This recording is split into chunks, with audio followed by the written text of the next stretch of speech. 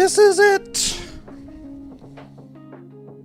Oh, I always like when good job with your muting. Huey Lewis gives us the intro. That's fun. You know what he's giving us? The news.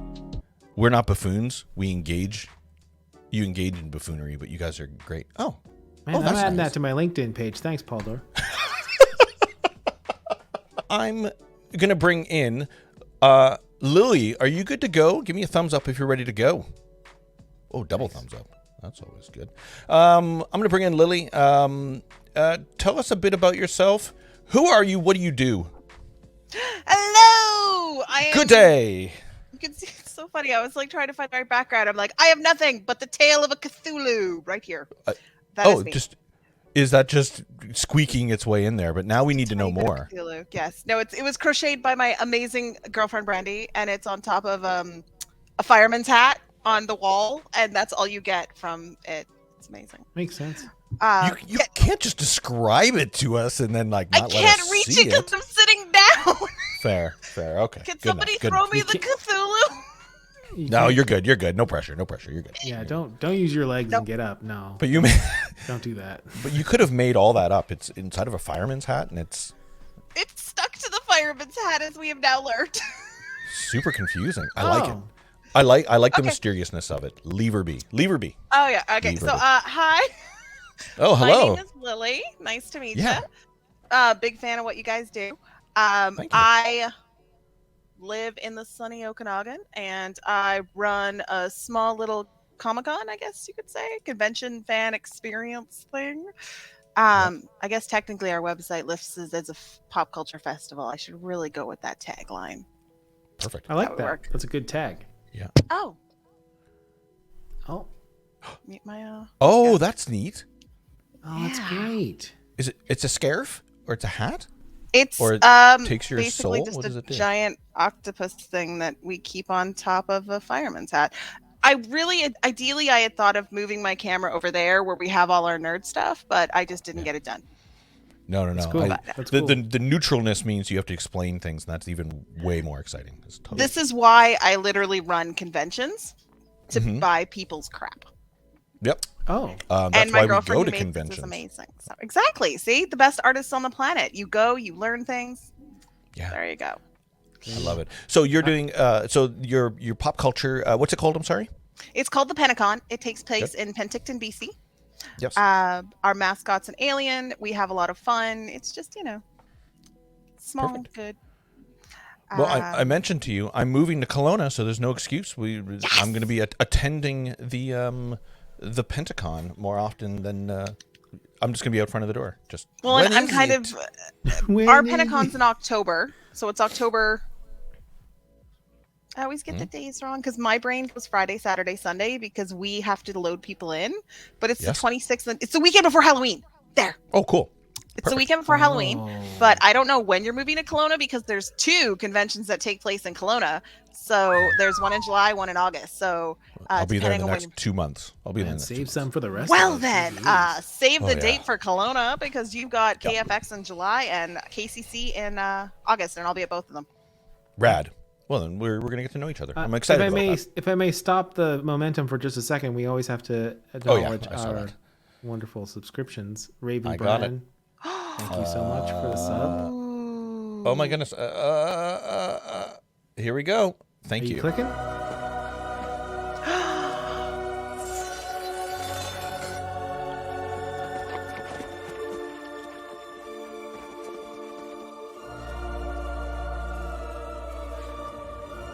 You can fly, you can fight, and you can...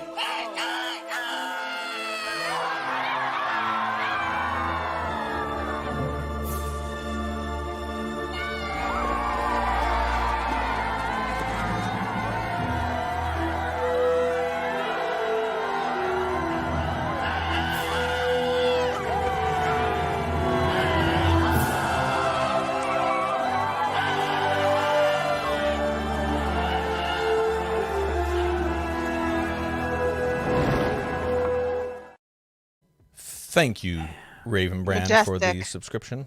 Absolutely Sounds appreciate good. it. Bangarang. Bangering. I don't think there's like a scene. It's one of those scenes that just so sums up like a generation of people. Yeah. Yeah, absolutely. So there's gonna be stops throughout the night. We play. People know the routine here, but we will always be interrupting people and doing our thing. So That's okay.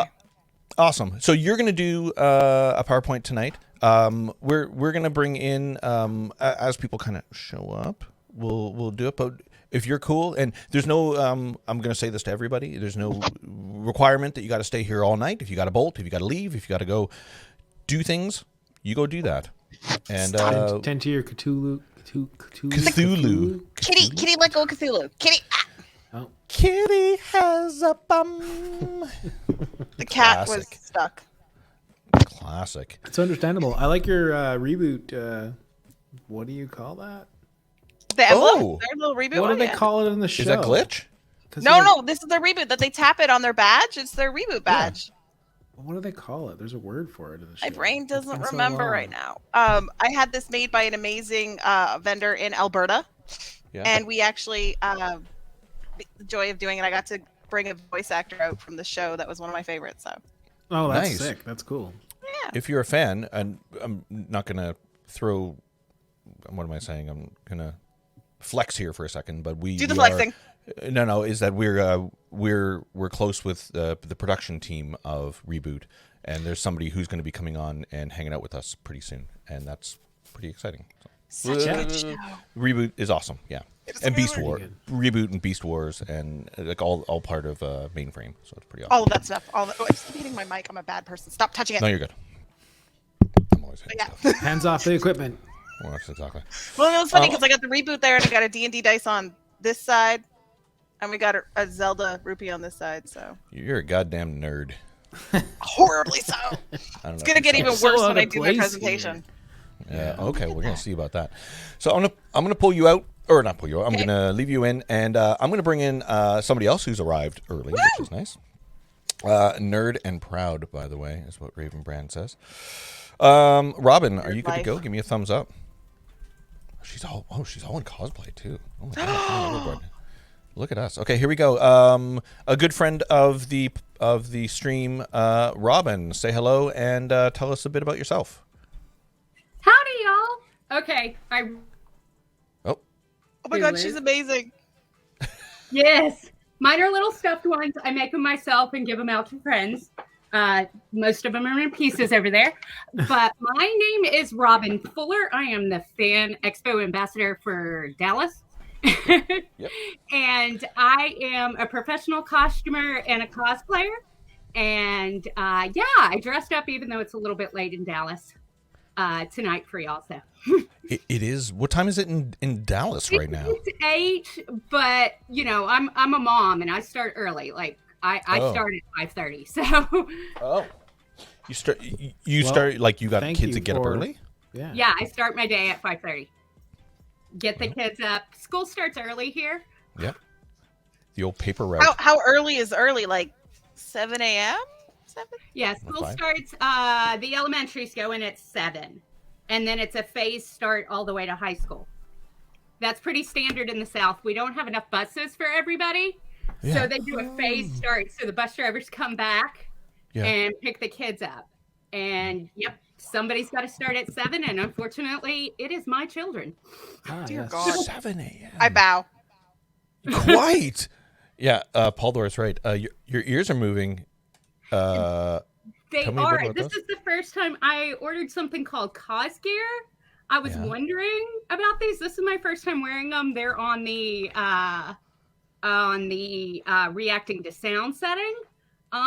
It's an experience.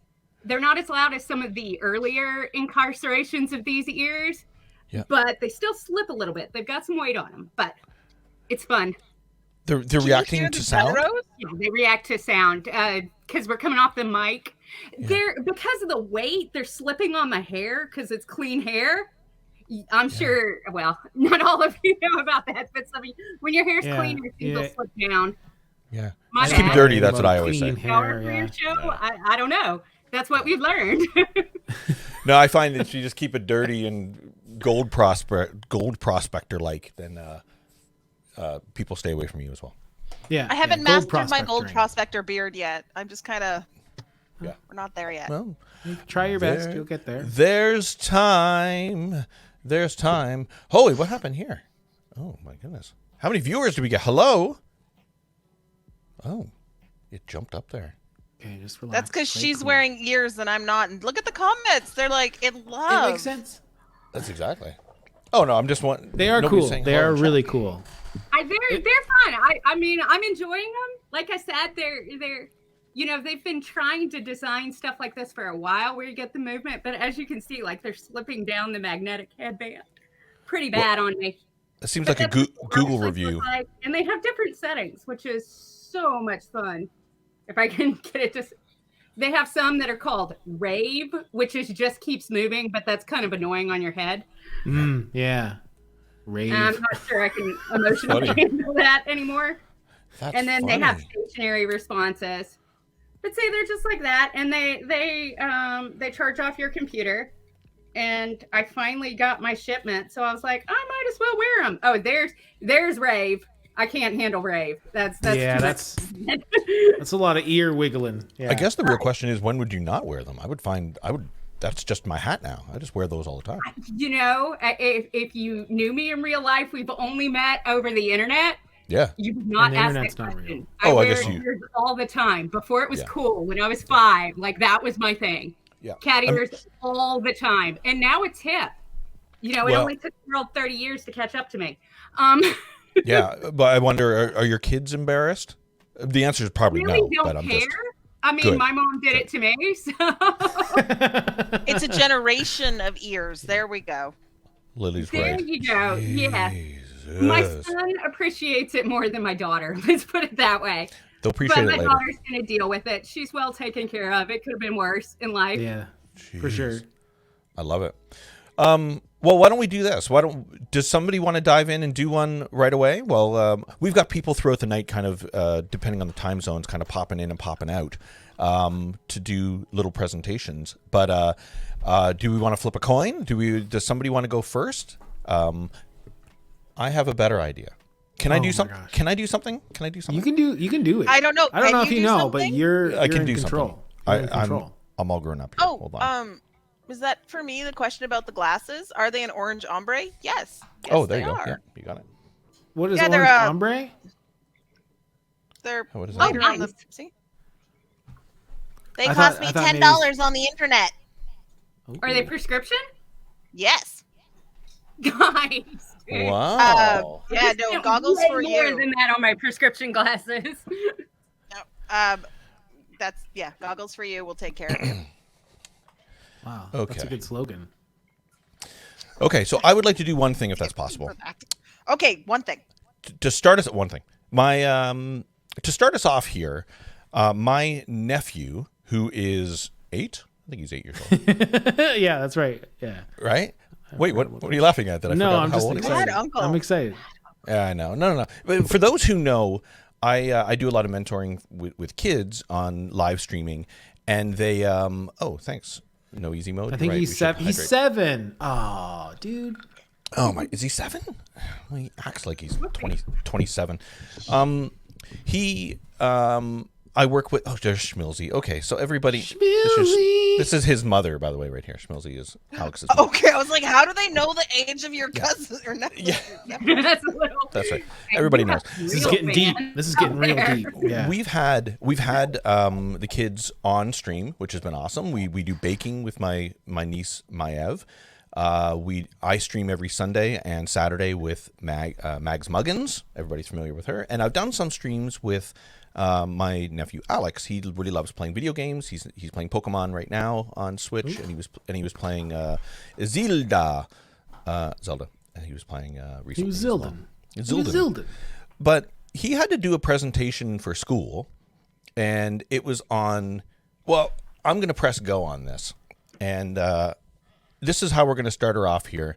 They put together a PowerPoint presentation, my sister and Alex, and for tonight on his topic. So let me change over to this. Yoink. Goodness. There you go. Okay, folks. This is my nephew Alex. Here we go.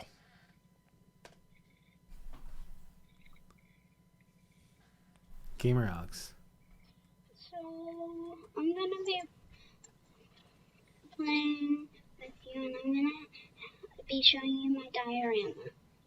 So I have an electric eel animal search and my diorama.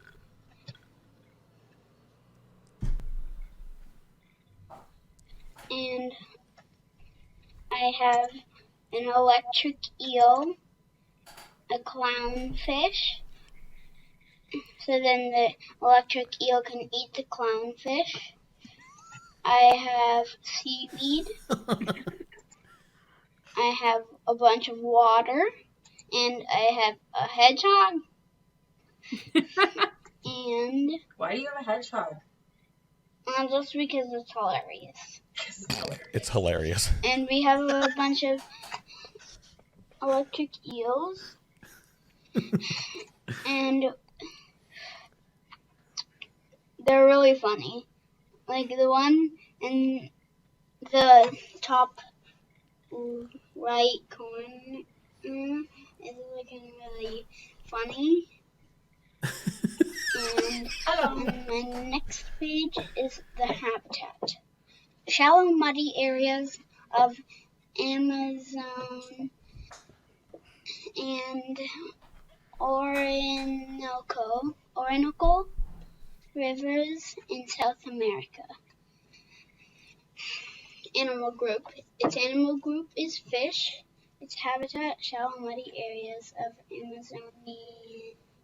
Amazon and Orinoco rivers in South America. Its diet, carnivore, fish, amphibian, birds, small mammals.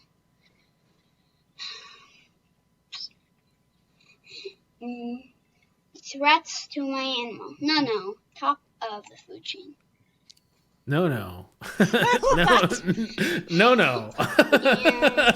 I have my fun facts. Can produce electricity. Can produce electricity to protect itself and hunt. Poor eyesight. Can go 8 feet long. And I'm pretty sure this is an electric eel down in the bottom left corner.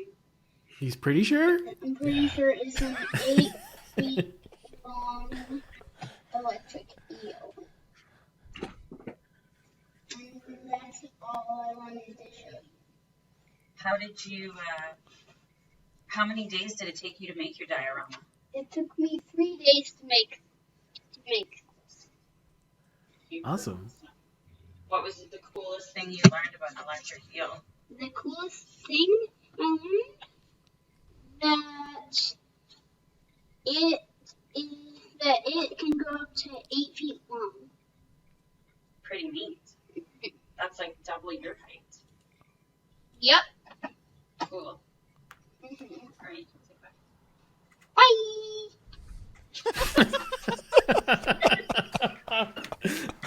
There you go.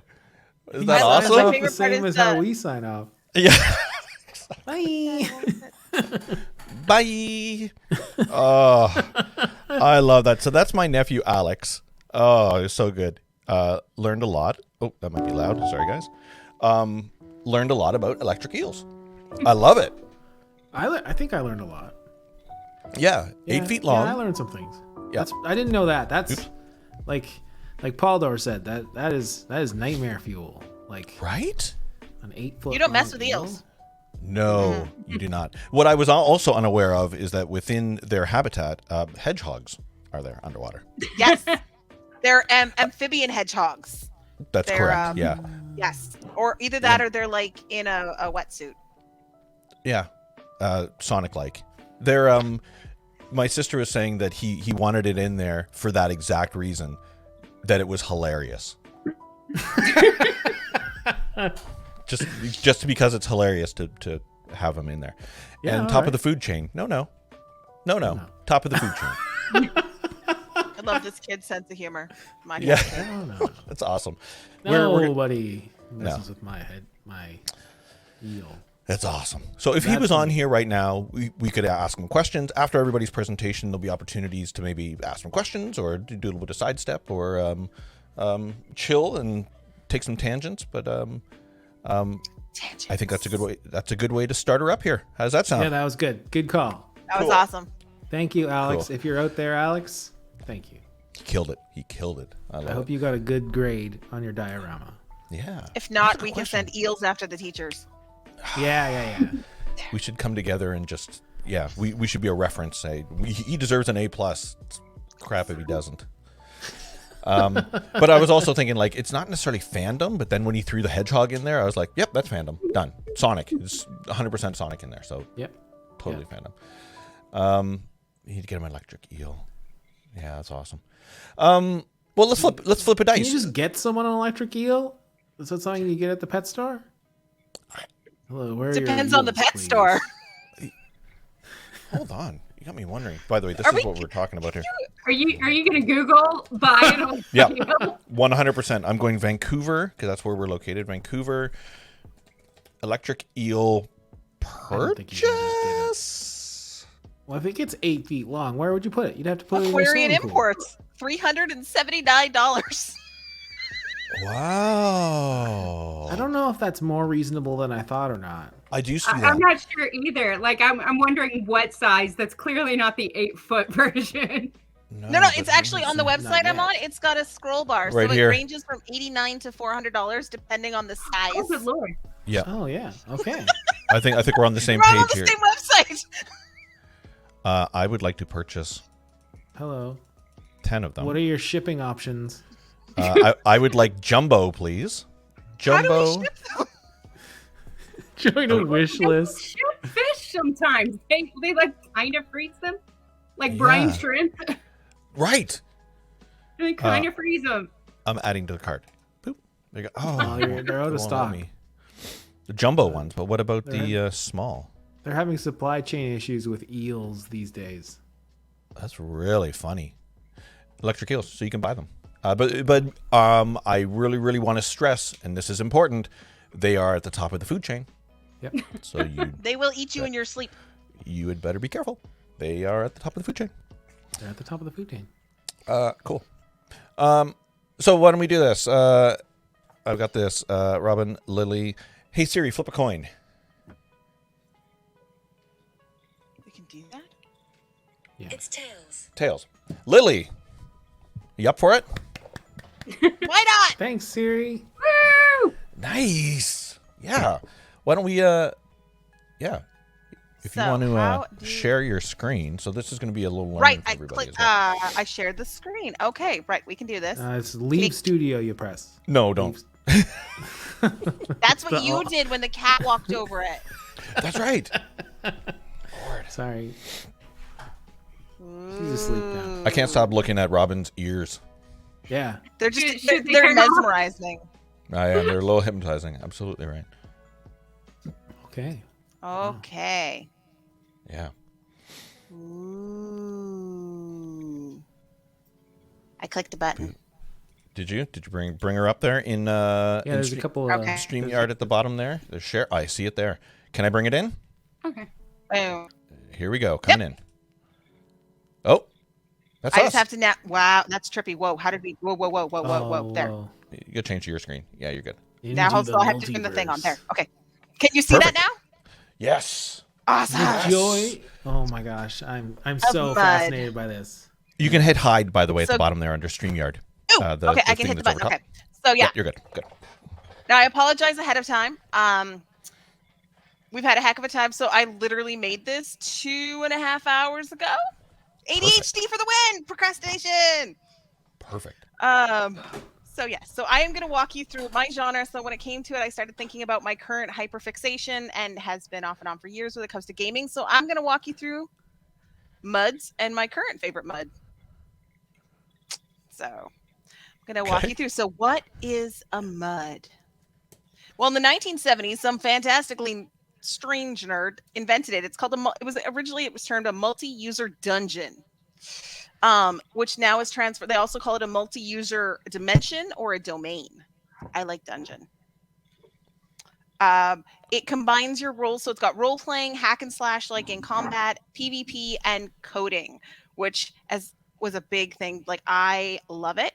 Because I find graphics horribly distracting at times, because the fact it's all text, beautiful, gorgeous. Okay, yeah, I can appreciate that. Yeah.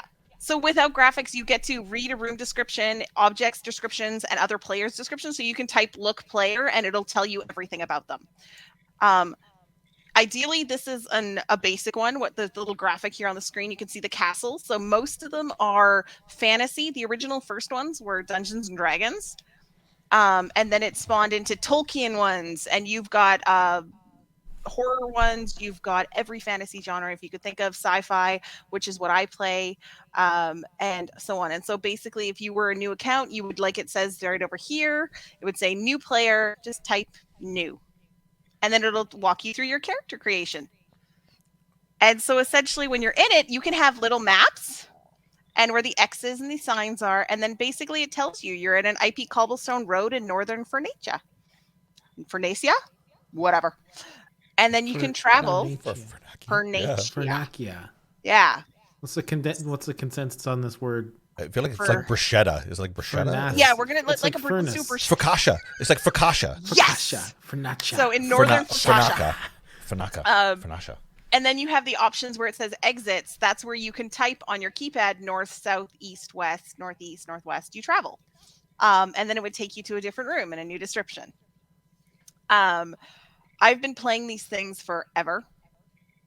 And I tend to phase in and out of them. Unfortunately, some of my favorite ones have died. Yeah, no, it sucks. There's still some very healthy muds out there. There's also mushes and moos, which I can't remember what they stand for right now. Yeah, no, you can play a moo, multi something or other. I don't remember. I'm on, yeah. I got it here. There. I'll bring it up. You keep going. But you can play these through a client. So the previous photo had like a mush client. And so you download the client and you can open the world to all these different text realms.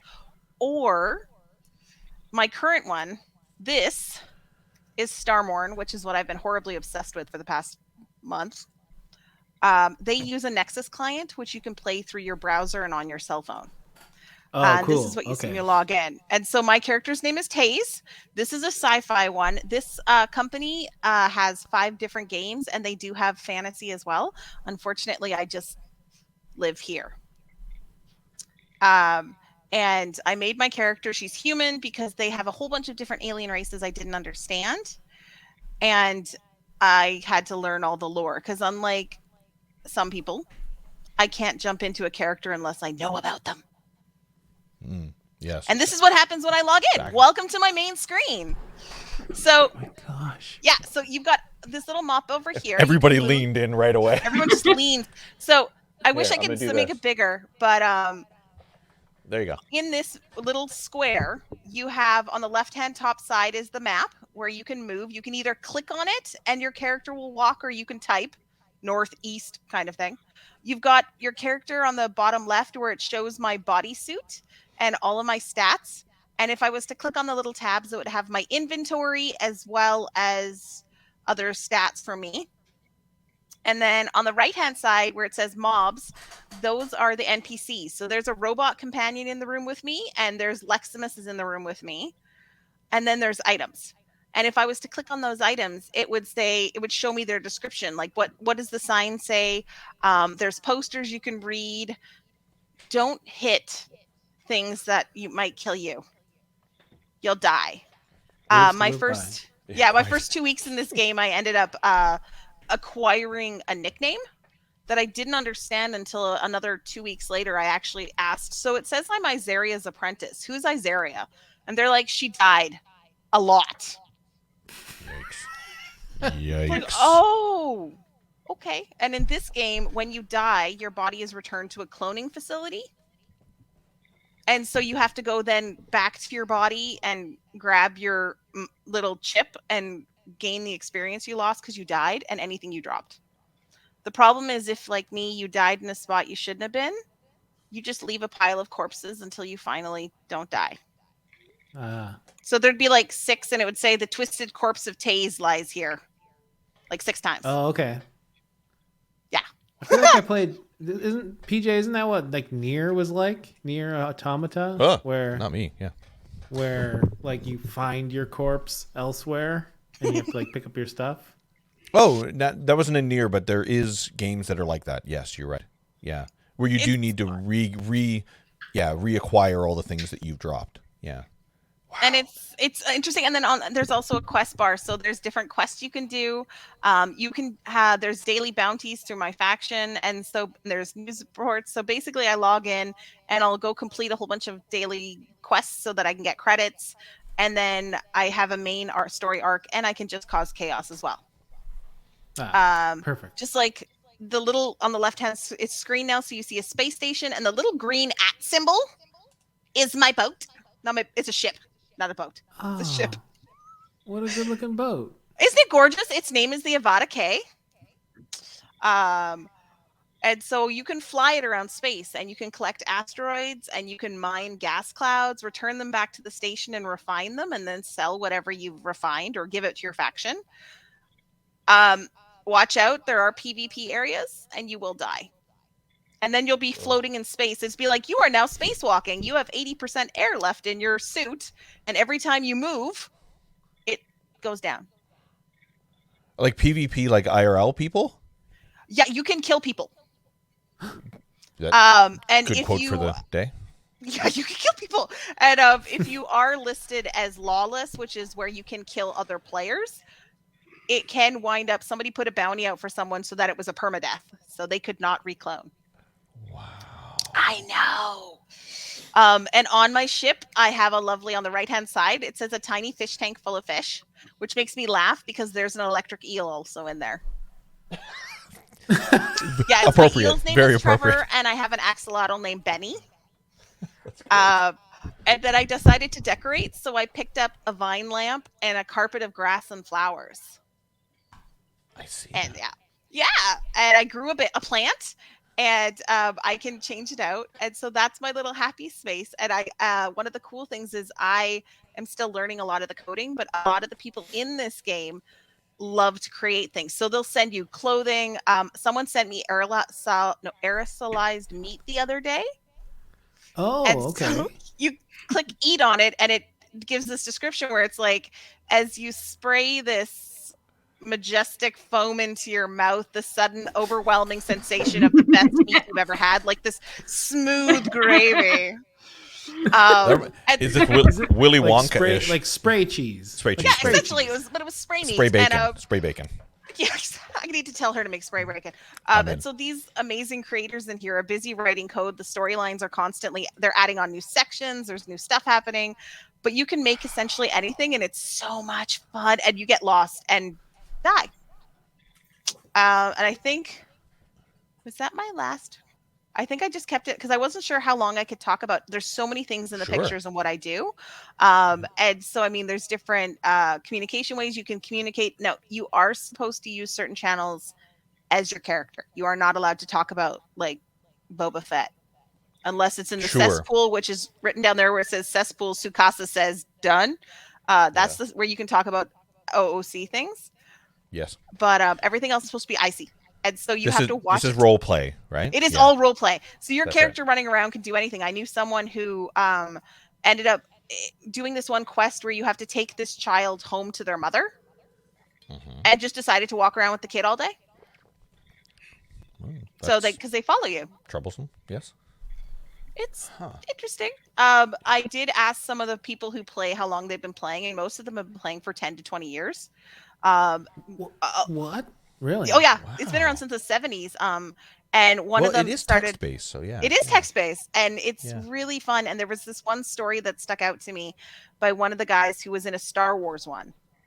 And I played a couple of them. I never really got into them, but apparently he had this ability where he could make his description mirror anyone else's. So he ended up causing a huge fight between the two sides because he'd dress up like a rebel and go and piss off the Imperials. And he ended up almost breaking the game twice. To the point where both factions were chasing him across the galaxy, and he landed on, was it Oh, it was a ship. We're ship dock in space, and they were waiting for him to surrender. A ship port. Ship dock. Yeah, like a ship port kind of thing. And he was Port. like, apparently he discovered the ship port had an obscene amount of weapons on it. And It's apparently like No Man's Sky, text-based No Man's Sky, basically. Yeah. And obviously better than No Man's Sky. It depends. It really depends on the people you play with. There are some very large MUDs out there where they have lots more players. This one is small, but I just love the people. There small? is a website. Like 30 to 40 people. Some people don't like this one because you do have the ability to pay for things, but you don't have to. I love the idea of supporting the developers here or there. So if I do spend $1 or $2, but I don't mind. But some of the bigger ones have hundreds of people. Wow. And that's where there's a website called the Mud Connector, and it'll show you the top ranking MUD games out there. And that's one of the reasons I was like, I'm going to do this because most people don't know this exists still. Right. It's crazy. Your first computer, just out of curiosity. Commodore 64. I remember seeing green screens when this was a thing. Yeah. So do I just end this? Want me to remove it? I'll remove it here. Yeah. Perfect. I was really impressed that your character was 100% muscle. Yeah, Man, that matters. matters. It's you. Yeah. I wouldn't say 100% muscle at all, but you know.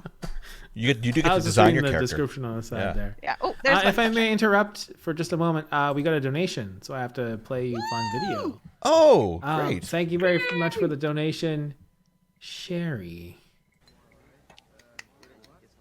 We're not worthy! We're not worthy! We're not worthy! We're scum! We suck! Excalibur.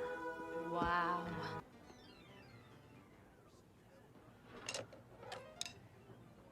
Do you accept cash? Maybe I'm wrong on this one, but for me, the beast doesn't include selling out. Garth, you know what I'm talking about, right?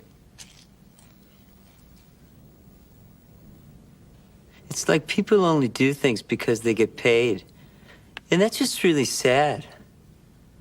We got $1,000.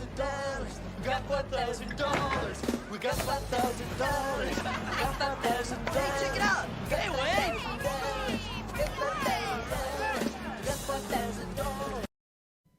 Hey, Wayne. Nice. Thank you for the donation. Absolutely appreciate it. Thank you. Thank you. By the way, Sherry. Yeah, sure. Awesome. Yay! I don't know if there are some people who would understand that show nowadays. That's a great point, as a matter of fact. That's true. Stamata, we're not necessarily raising money for Extra Life tonight in particular, but we're always accepting of donations. So we appreciate that. Thank you. Yeah. There are some questions in chat. I just want to go back here. What gaming platform is this available? So Starmorn is browser based. You can play it through that or through a MUD client, which they can walk you through on your website.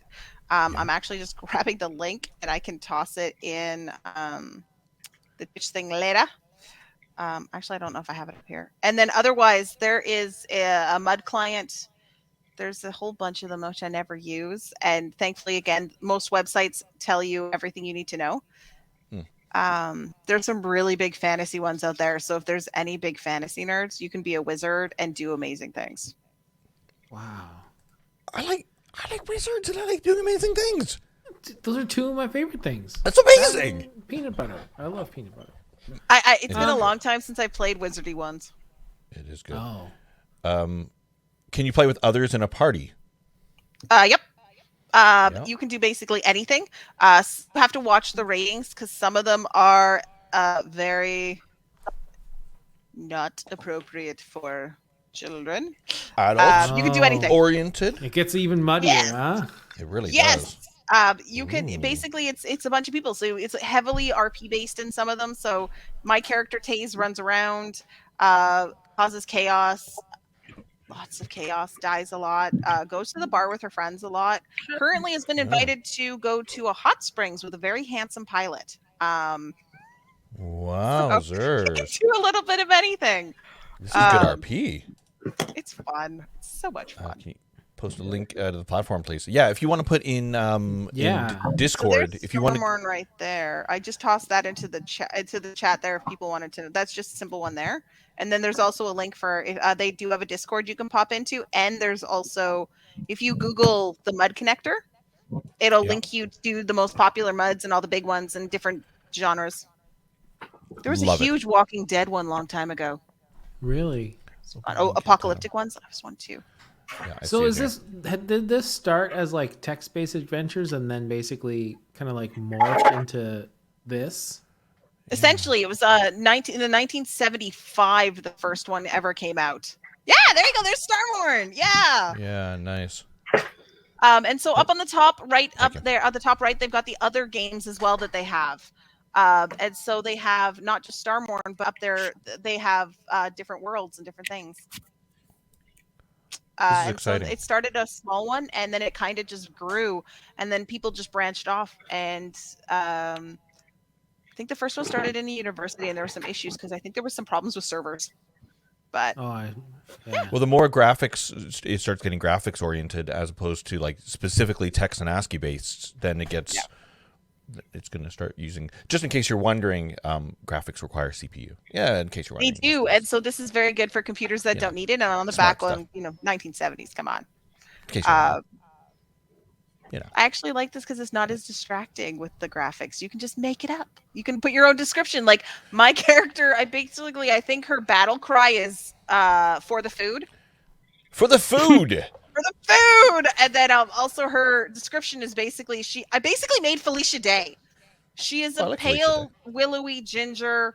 And basically, if you look at her, it says the being before you is awkward and adorable, wearing a cape, and basically goes into her slender lankiness. That's Felicia Day. Nice. Yeah. So that's cool. I love this. I didn't know even such a thing existed. So that's Ta-da! cool. That's my. I now you know something. I do. Danny made a deal with himself that he was going to learn one thing a day. Yep. Well, now you know there's a bunch of people running out there just bashing their keyboards, typing "attack the eel." Well, exactly.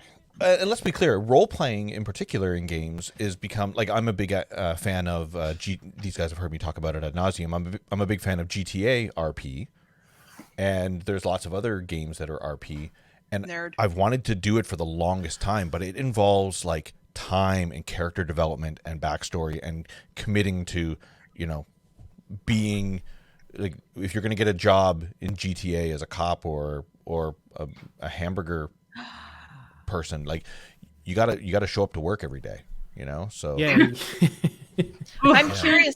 Raven made a comment about playing a vampire text-based game, and I'm just curious, it wasn't by any chance Masquerade, was it? Like, I swear they had a wicked Masquerade the Vampire text-based one eons ago. It was so good. But yes, it was. Oh my god, it was. Are there other vampire-based games? Hey, we're fighting it. Masquerade's the only one I've heard of.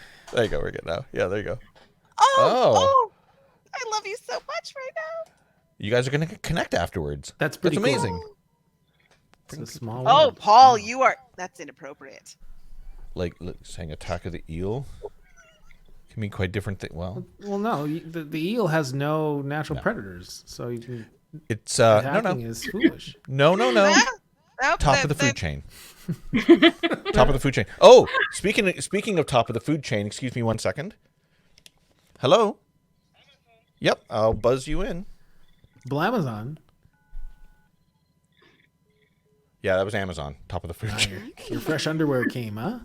No, actually, I was on a whim. I ordered something yesterday, and we can actually use it here, which is kind of neat. It arrived within one day. Yeah, I ordered it actually at 1 o'clock this morning, and it arrived just now. Oh, yeah. Do y'all have a hub? I don't know if you know, but I live downtown Vancouver. There's a lot of, there's some hubs. There's some hubs over here. Yeah, it's kind of a big deal. I saw someone show up and then left. Yeah, that's true. Age showed up. Stand by one. Talk amongst yourselves for a second. I'm just going to run to my door. I'll be back uno momento, which, by the way, means 1 minute. Have fun. So you learned something new. I googled this, as one does when they're interested in something, And I saw this. I'd like you to explain what on earth I'm looking at. It says Starborn space flight demo. Oh yeah, when they're flying for the first time. This was when they first yeah. Okay, so that's the little ship.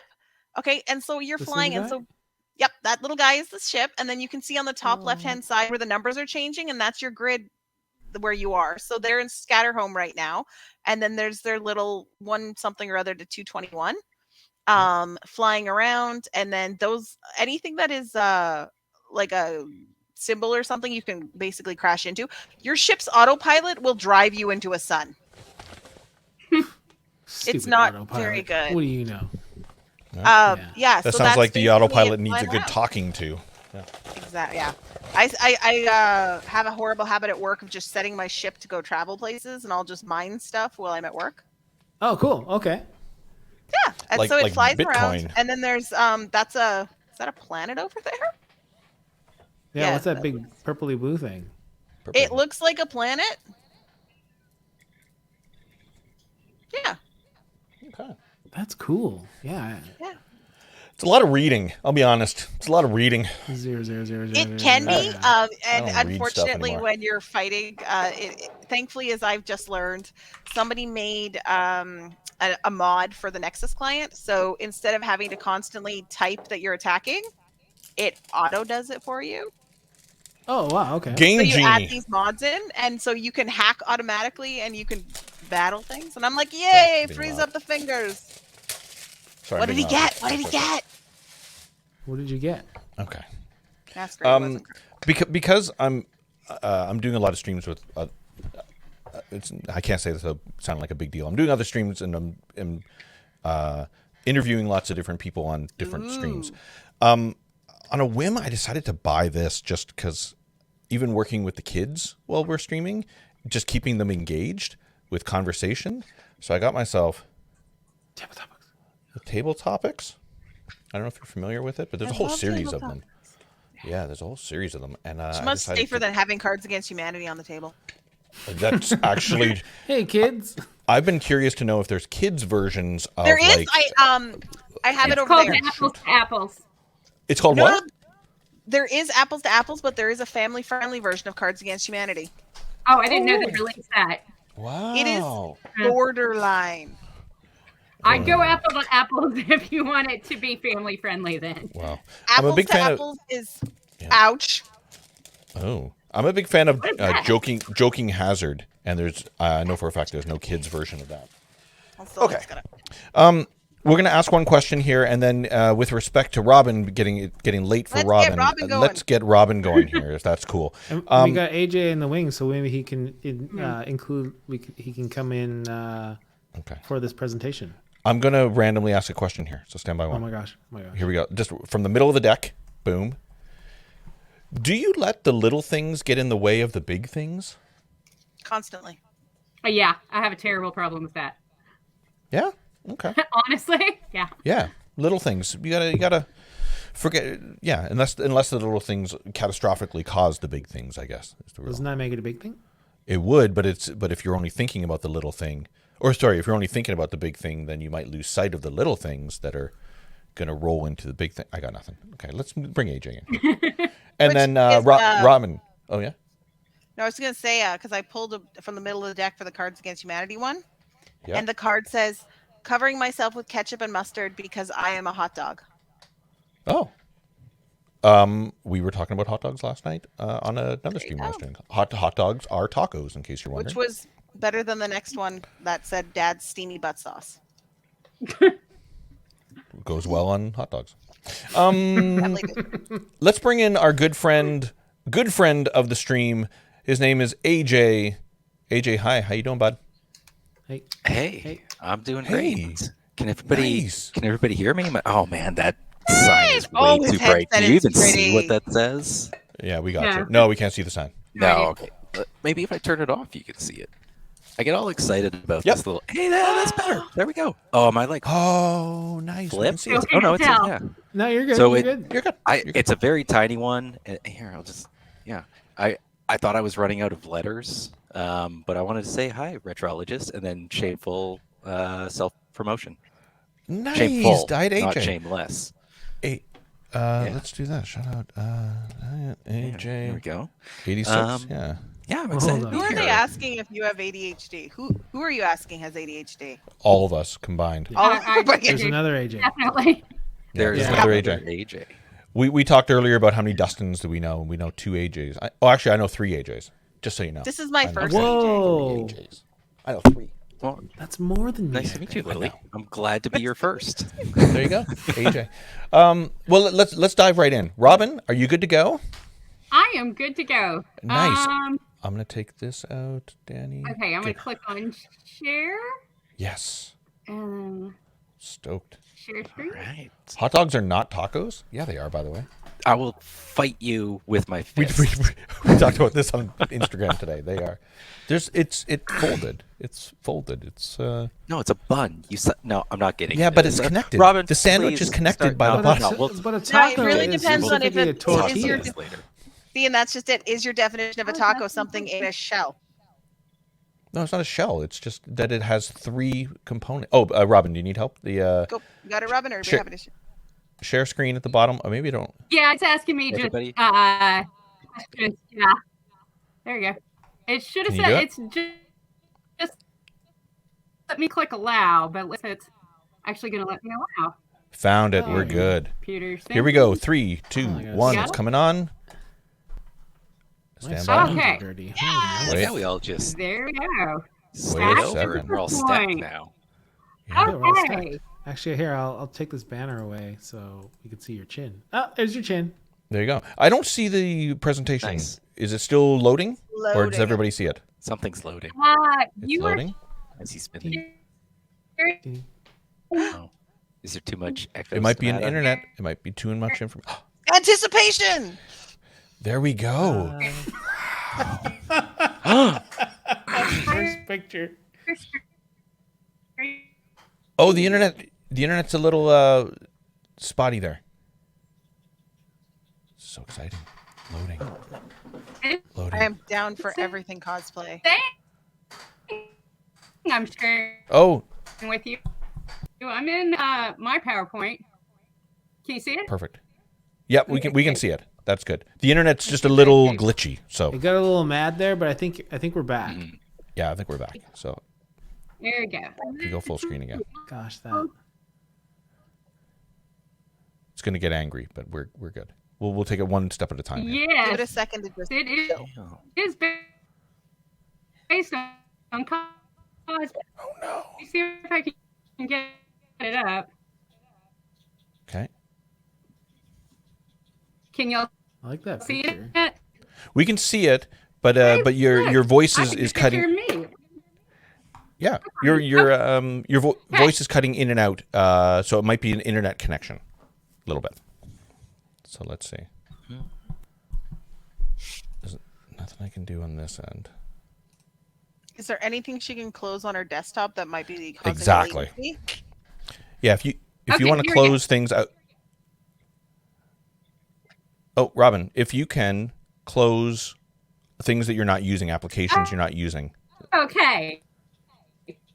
So, since cosplay is She's going for it. I love it.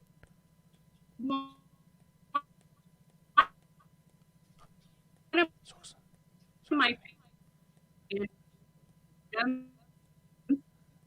Minimize that. what I decided to teach. So I wanted to take it down to a little bit more specific to competing in cosplay, and it's a how-to guide. And I'd like to say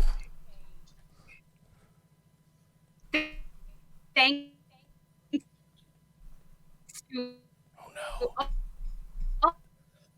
Hold on. I'm gonna interrupt her really quick. Hold on, Robin. Hold on. Can you hear me? Can you hear me?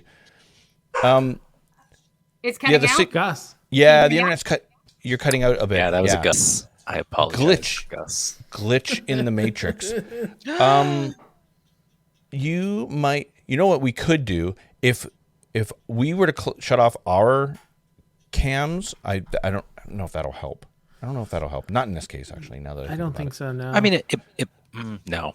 When you share, I'll do this. When you go to share screen, share the application. Don't share your screen.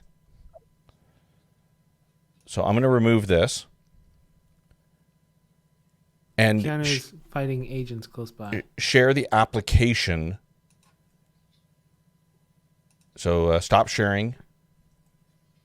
Share the application, not the window, not your screen. That'll help big time. Big time.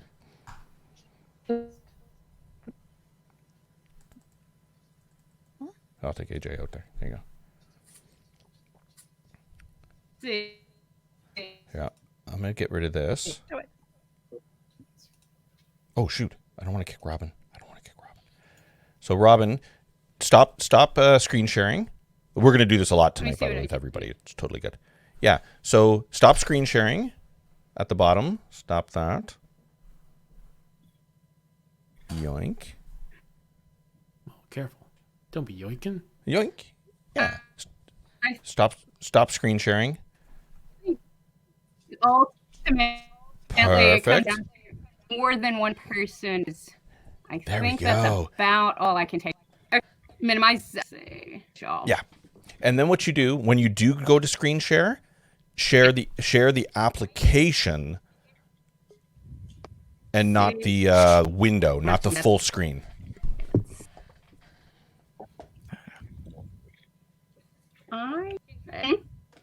Yeah. Let me see if I can share it through this. If it's not going to let me do that. No worries. Share screen, and then choose window under what to share. Choose window, and then choose whatever application you're using, like Excel or whatever you're using. Excel, PowerPoint. Excel. That would be a far different presentation. It would. Excel. We're going to go over. I would have fun though. Yeah. I would have fun. Your taxes. Have you guys ever seen for the those last Excel 5 years. paintings? Yes. Yeah. And brutal. Yes. And Keanu's fighting agents. You have to put the boy to bed. Sounds good. Is that making sense, Robin? There. Yeah, I'm doing it. It's got a delay on it.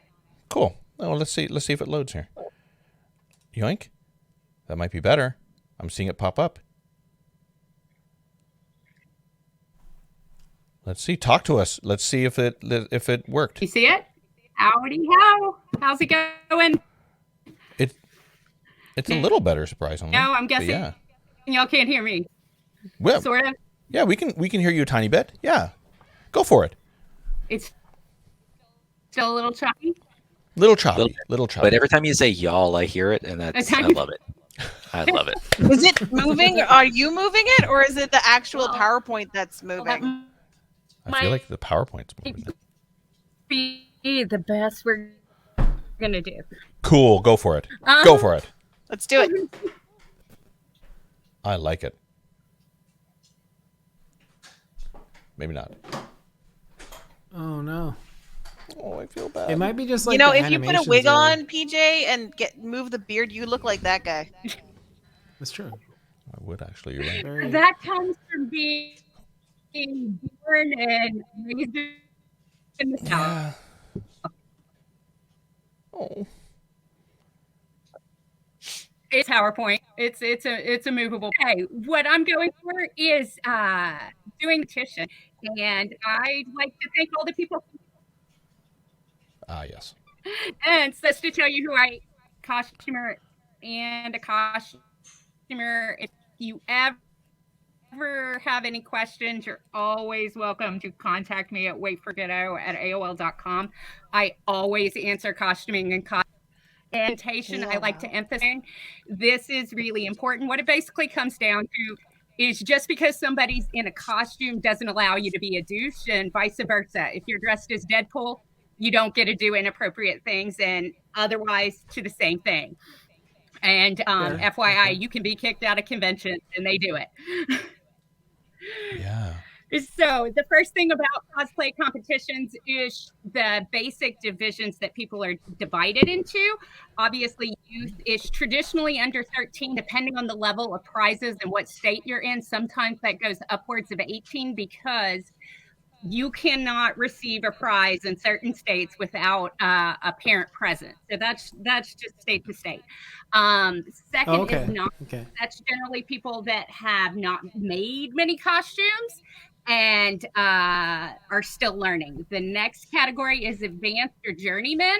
Those are people that have a little more experience, and then you move up to master craftsmen. And usually awards are given out in each of these individual sections. And I'm going to keep going. Yeah. So traditionally in a cosplay competition, you are judged on 40% construction, 40% accuracy, and 20% presentation. Construction is pretty obvious. It's how well your garment is sewn or put together. Sometimes people do armor. That's not necessarily sewn, but it's still a very specialized skill. Accuracy. With cosplay is different than costuming. With cosplay, it is a combination of the word costume and character. What you are striving to do is become your character. And so there is a large emphasis on accuracy and how much you look like that character. And you won't necessarily find that in costuming. Costuming is a little bit more inspired. And then there's 20% is presentation. And that is, you'll do some variation of walking across the stage. And that's how much you catch people's attention, how much you embody your character, etc. One of the very important things is all cosplay costumes or contests are different. They all have different rules. Always read your rules before you enter. These are just the traditional rules, and they're also the ones that FanExpo chooses to go by. Let's see. So the next thing is, what do you have to do before you enter a contest? First of all, read the rules. You'd be surprised how many people show up. They haven't read the rules. They can't compete. They're pretty pissed off when they put 100 of hours in their costumes. Second thing is pre-registered at some cons. This is the most popular event. There are upwards of 80 people that cross the stage. That is not necessarily true at FanExpo because they only give away about 4 awards. Some cons give away more. It just depends. The third thing you need to do, you always bring reference images for your judges. You can never just know every character. They're generally professionals in the industry, but there's just a lot out there at this point. There's anime, there's games, there's this, there's that. The fourth one, and this one you'll be surprised because people build their costumes and never put them on until the day of the show. And that is unfortunate because generally something bad is going to happen and your ass is going to be out on stage. It really does happen, and wardrobe malfunctions are a real thing, and they suck. The thing is always check the weapons policy. A lot of these characters carry real weapons. Sometimes people make a prop version. Sometimes they will let you carry actual swords into a convention. It just depends. A lot of time, the rules for the competition are different than the rules for walking around the con, and they'll let you bring on certain things. Like if you are actually a fencer and you're going to literally fence on stage, they'll let you bring your foil on and work with that. They won't let you bring the foil walking around and pointing it at people in the thing. And finally, look at the soundtrack or videos. Some cons require you to use their music, others do not. And you need to know in what format and how you need to provide what you're going to do. And after you do that, sorry, I'm going 90-0. The first step This is good. Into this is the first thing after you register. They're going to give you a time, and there's a pre-judging. And pre-judging scares the hell out of most people.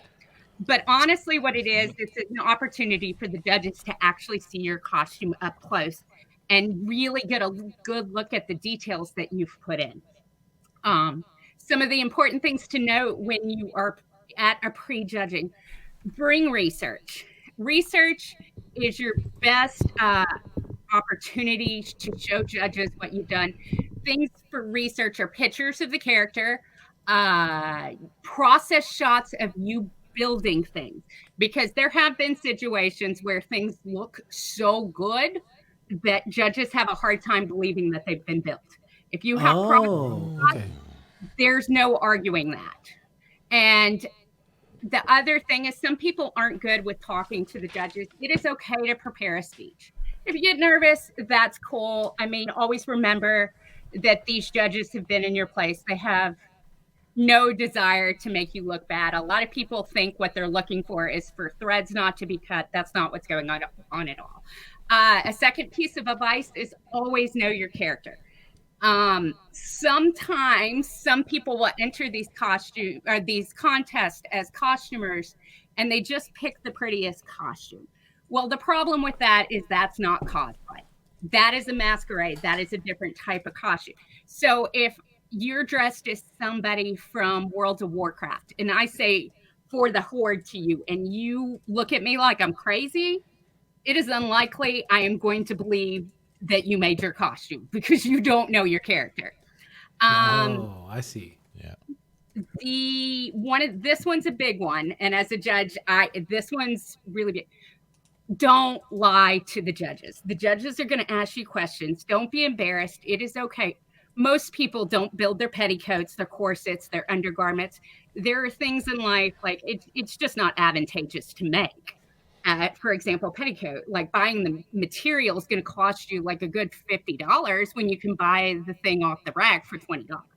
So if you're asked a specific question, don't feel like you have to lie, or that these judges are trying to catch you. Because if you lie about one thing, the judges have to assume you're lying about everything.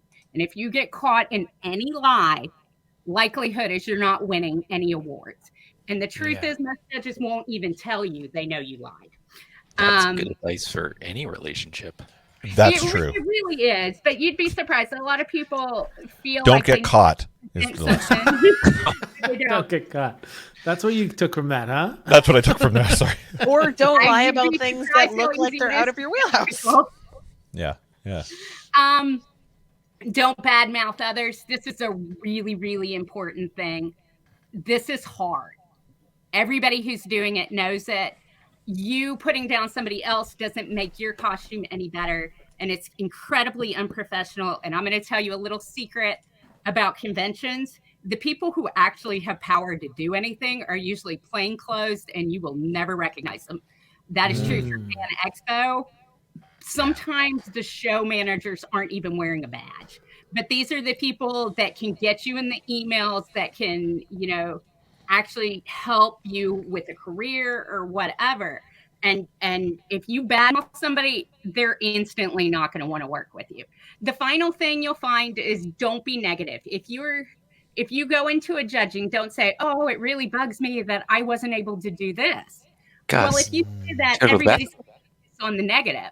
And it may be these people will never notice it. You speak in positive terms, and it is about, how proud you are of what you've done, and this is your first or whatever costume. Yeah. Okay, let's keep going. Okay, the next step we'll go to is an on-stage performance. And for the on-stage performance, because this represents, the performance itself represents 20%, but also the judges will judge accuracy from a distance as well. Always, always, always, always plan your performance. Practice walking and moving in your costume. Some of these more elaborate costumes, people can't move in. They don't know that, so they get up and it looks super crazy awkward. And they can't have a dance off or anything. Okay, true. Be your character. In cosplay, you are emulating a character. That is the point. You are that character from the time you get on that stage until you are out of the vision of the judges. The whole time. And another really important thing, like I said, some of these contests have 80 people that cross this stage. If you need to have a gimmick to stand out. And that's okay. The judges like that. Judges get bored. You know, there's a point at which you've just been watching it for too long, and you know, it is what it is. It doesn't matter how impressive the costume is. Yeah, like a chili cook-off. You don't want to be the last chili in the cook-off. Nope. What? Nope. Oh my god. Good analogy, but yeah, I like that. Okay. By the way, I watch presentations like this all day long, and this is a wonderfully built presentation. I have to say. Go for it. I was literally in meetings all day, and they were trash. This is beautiful. Okay, finally, after the competition, what to do? It is really emotionally hard to put your life and your soul into a costume and not walk away with an award. But many people don't, and that's okay. But don't ever be a bad sport. Like I said, there are people in that audience that are noticing. They may get commissions from you, and you never know when somebody's from this magazine or that magazine. The Nerdist always sends people to conventions. You just never know what'll happen. But if you're a bad sport, if you have bad energy, whatever, you have already shut down that opportunity before you've had it. One of the things you can do is judges want to help. They're there to help. If you ask them what you can do to improve, most of them are happy to give you advice, tell you where you lost points and why you didn't win. And sometimes you'll be surprised. Sometimes, you know, there's something called the Holy Trinity of costuming, and that's what it comes down to a lot of times. And that is, you can have it good, you can have it fast, or you can have it cheap. Pick two. And sometimes it really is. Somebody just dropped $5,000 into their costume. I'm going to be honest with you. And that's why we have things like Judges Awards. You know, it sucks when you see that happen to somebody. I'm like, you know, there's nothing I can do. This one won first place. I love what you've done, but so no, feel free to talk with your judges and see what happened. And that is my presentation. So let me escape. Killer. Brava. Here, I'll pull it out here. Wow. It's like, I really love your costume, but you're a real piece of shit. Yeah. Don't be a dick. Yeah, I like that. That makes Don't sense. be a dick. Yeah.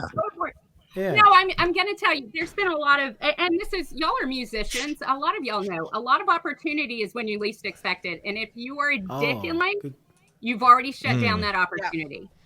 For sure. So that's true for cosplaying. That's true at these conventions. You don't know who you're sitting by. Be nice to them, and you never know. You may not win here, but you may have met this person who knows this person who's going to hook you up here. So, but the interesting...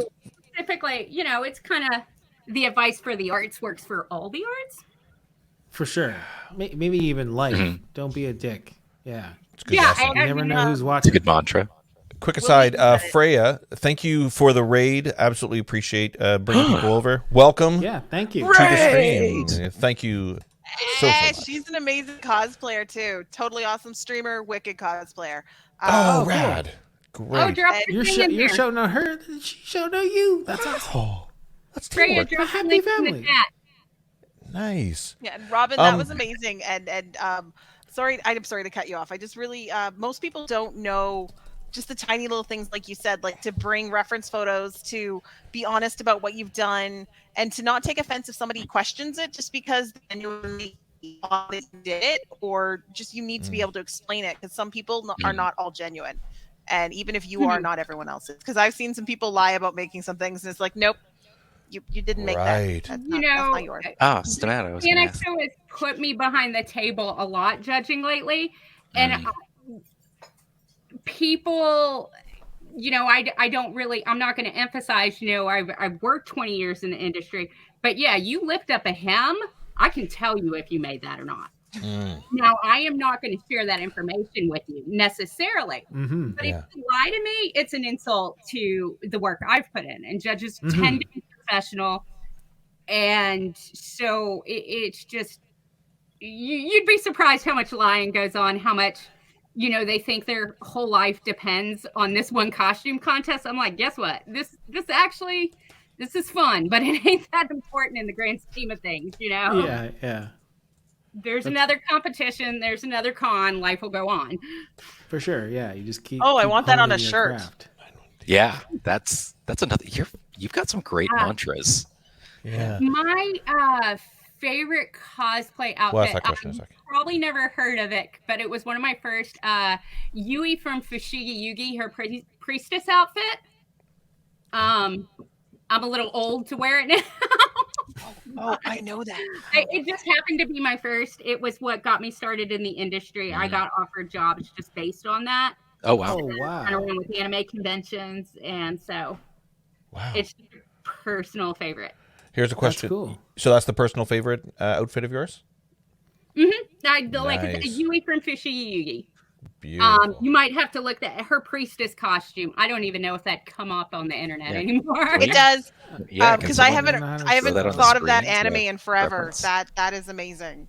Yeah, like you're saying words, and my brain's like, on Prime. Right. no, that's awesome. That bring back good memories. Kids have gone dressed up, but not to compete and still love it. Had photos with real cosplayers. So yeah, that's a good point. A lot of kids want to experience if there's like a whole bunch of different Spider-Men. They want to be able to get photos with the Spider-Mans. And that was actually our meetup. Our meetup for December. We showed up hardcore cosplayers at a movie theater. And Awesome. I mean, the kids' Cool. eyes, they just lit up so big because they just saw every incarnation of Spider-Man ever. Because there was a good, 40, 50 of us. I mean, it was a big meetup. Amazing. It was, it's Spider-Man, and people were Bunch looking. of jackasses jumping around, probably like idiots. Oh yeah, we went kind of crazy, and they had hooting cars and hollering. We had a DJ. Oh, there was dancing. Oh, wow. It was interesting. Tell me this, Robin. As a judge, here's a question. When you have multiple of the same cosplay, like I'll use Spider-Man, for example, if there's a whole bunch of different Spider-Men, are you judging each one individually, or do you find yourself judging all of them combined? Like, who's the best one out of these 5 different? Can I tack on to this question? Yeah, Sure. you can definitely. Yeah. So take what he said and then add on the fact that Spider-Man, a lot of them are the bodysuits. Sure. So how do you judge people in a bodysuit? It If they made depends. it? Now, that's why most competitions have a percentage of you have to enter something handmade, and what the percentage is, the breakdown. A handmade generally is 80% of what is on your body has been handmade. 20% can be bought. So usually the Spider-Man suits are eliminated on that premise. However, for me, that's where the prejudging really comes into play for me. You can talk to people, and you can really, even looking at their costume, you can ask, why did you choose Spider-Man? And you have people that tell these inspirational stories about how, you'd be surprised how, at one point in their life they were handicapped and Spider-Man helped them. That's just an example. But you have a lot of people transitioning that have really found their place in cosplay because they're able to test out things before. And just when you talk to these people, you can hear their story. You can understand how much work they put in. Sometimes their level of skill, I will actually judge the person higher that has put more hours into the work. Because if I were to make a Spider-Man, who cares? Okay, whatever. Nobody cares. But I care. I love Spider-Man. It's very different. But Freya brings up a good point. She's got a friend that made his Spider-Man costume, the entire bodysuit. Would that be a good entry? That would be a good entry. Honestly, I would put that in the journeyman category. Generally, the Craftsman Cup now, they go big. They go crazy big. But no, I definitely think a fitted bodysuit's a pain in the ass. Especially like crotches and armpits. Anything that stretches is hard to sew. If you hand paint a bodysuit, also a pain in the ass. Oh man, I can only imagine. Yeah, very true. So, assuming you have high judges that know the craft, they are going to be impressed by that. Yeah, cool. Yeah. But, if you did as like you the said, wedding, like on the like the Raimi suit, like that would be just so tedious and hard. But you do it with glue, probably the old white glue. Probably. Hot glue. Or hot glue. Even, yeah, because that sticks up really nicely. Hot glue on fabric can make some wicked textures. Poor guy keeps sending me pics saying how long it took. People do Superman with puppy paint. Oh God! I'm not thinking of anybody I've seen actually do the raised Spider-Man like it was in the movies. I know some people that worked on the musical, and they're still traumatized. Quite. Hey, riddle me this. So I don't understand the concept of why that's funny. Yeah. Was it like bad, or was it just crazy? It was people got an hurt. Experience. Yeah, the Spider-Man musical was like a mess. Oh no, it like was notorious mess. No, I saw it. That being said, I loved every second of it, but I'm not sure like they even saw all 3 movies. Oh yeah, no research. They're just extrapolating. You're like, wow, swings is like. They just tried to throw everything ever on the stage to make it cool. Brutal. And then they had U2 write the music. The problem is U2 doesn't know how to write. Why have I never heard of this? I didn't know you had this poor 18-year-old girl like trying to do 6 octaves on stage, and it just. You a link. Yeah, I'm looking it up right now. I'm on it. I'm already on it. There you go. You got it. Okay, because I'm like, they wanted Mariah Carey for those things.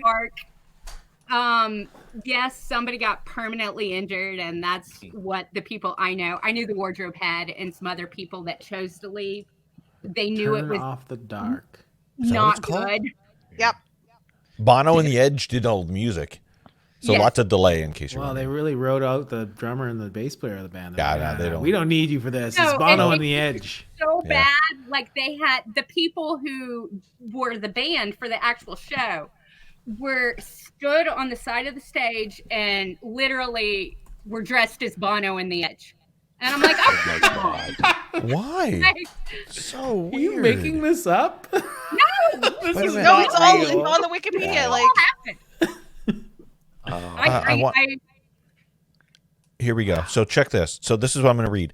On November 19th, 2013, producers announced that the show would close on January 4th, citing failing ticket sales and no longer being able to get injury insurance for the production as reasons for closure. They actually couldn't get insurance for injury. Well, having run on Broadway all over the place, and these are in like historic. It was in a historic Broadway theater, and instead of it didn't have the rigging and the safety to actually fly these people. They had something like 17 people flying throughout the show, and that's why a lot of people I know who were working on it left. They asked the wardrobers to be the ones that linked them in. And we couldn't do that because anytime we assume that responsibility, we're legally viable for their safety. And so people I knew were like, I have to quit because this is not what we do. Somebody's going to get hurt. Bye. Peace out. In case you're wondering, according to this, Bono on the left, Edge on the right. In case you're wondering. Oh, thanks. Yep. Oh, I never would have guessed that. That's what it says right there. So many people don't know this exists. So Robin, you just went up like a million. Like you are one hell of a person because not only you're an amazing cosplayer, you work with FanExpo. I've loved Spider-Man since I was a child. I've been involved in theater since I was a child. It came out. I was so excited. I love it. And I literally flew up to New York to see it. Cool. I wasn't living in New York at that time. Like it was that big to me, and it was awful. But I loved every second of it. You seen it live? Yeah. Oh my God, you woman! Wow. Okay. Like, if ever there was a musical, I had to see. It was that.